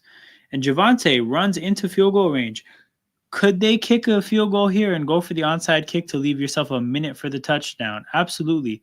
You could leave yourself a minute and 2 timeouts for the touchdown if you kick a field goal and do an onside kick right here. Yep. Wait, they're sending out Lutz? Yep, they're sending out Lutz. So Lutz will kick this field goal, make it a 7-point game, and then they will have a healthy amount of time to do an onside kick. They could even be weird and fail and not get the onside kick, but because they have 2 timeouts and some time, they could play defense, get the ball back. Lutz puts it right down the middle. 57 seconds to go. Actually, if they try to play defense after not getting the onside kick, they would get the ball back for literally one play. They'd get the ball back for a free kick. That's it.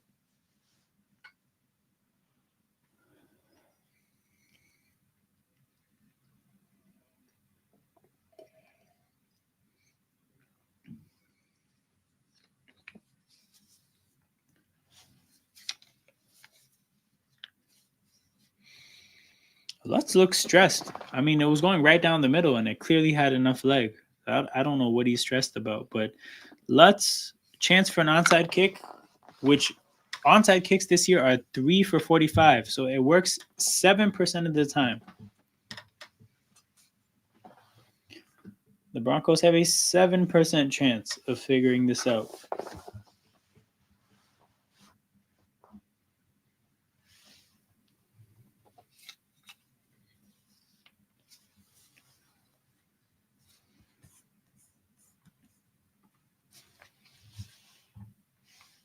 Let's see how this team lines up.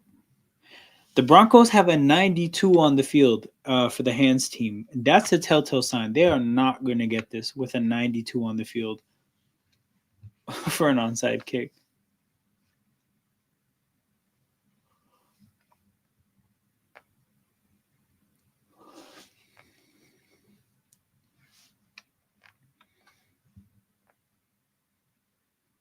Lutz puts the ball on the tee.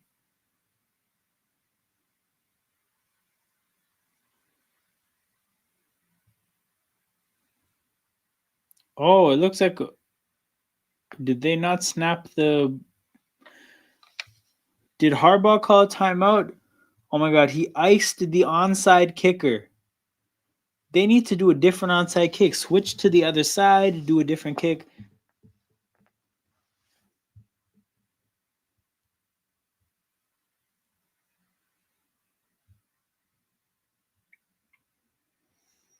Icing an onside kicker is something I've never seen before.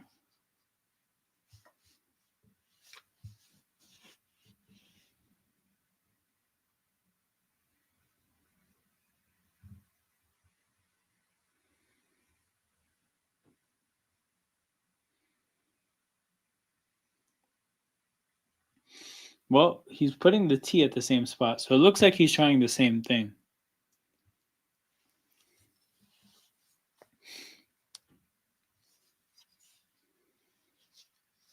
Will Lutz does the same kick. Number 31 sees it coming, catches the ball, and the ball will be down. So we're going to see this through to make sure nothing crazy happens, but it looks like the Chargers wrap this one up. We'll get their 9th win. We'll go to 9-6. We'll have damn near 100% chance of making the playoffs with 2 easy games to close the year.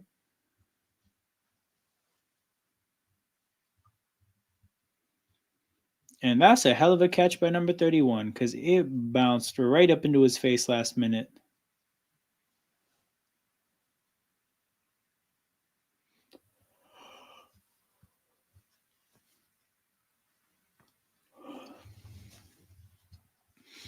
Jumbo package for the Chargers. Just going to be Gus Edwards handoffs, I guess.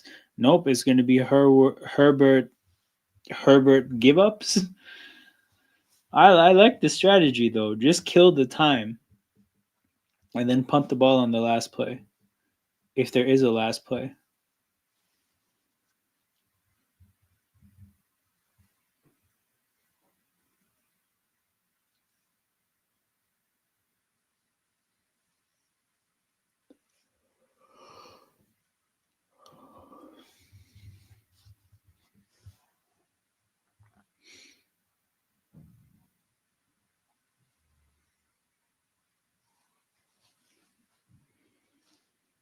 Second and 15, probably going to do the same thing. Let's see how much time they can kill this time because they do still have to kill, like.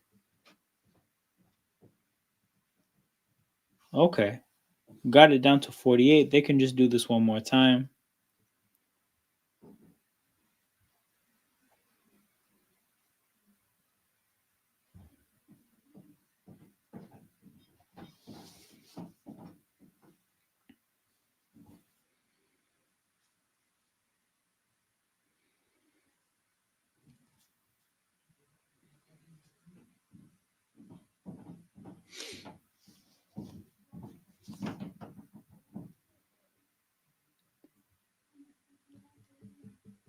3rd and 20. Chargers game on the line, and the game is on the line of how much time can they kill. Well, they got down to 44, so they'll have to do the same thing on 4th down. If you have Herbert in fantasy and you need his rushing yards, terrible. This is terrible for you. He's about to basically just give up like 2 points in fantasy by accumulating these negative 20 rushing yards.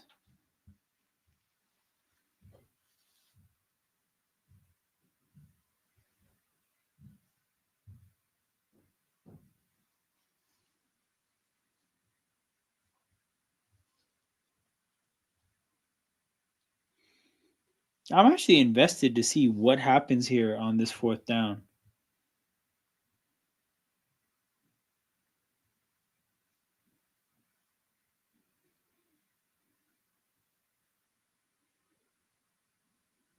They took the delay of game.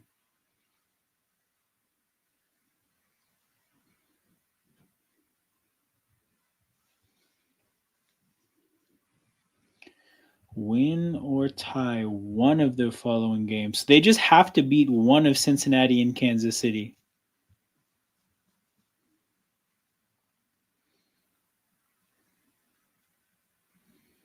Fourth and 32. Herbert throws a jump ball to the crowd. So Herbert just lost 22 yards to ice the game at the end. So if you have Herbert and you lose a fantasy matchup by 2 points, you can blame Harbaugh for his approach to closing this game. But speaking of closing, we're going to close this stream as well, people. We'll be back on Saturday for Ravens Steelers. Should be a fun one. Hope to see you guys there. Take care in the meantime, and I'm out.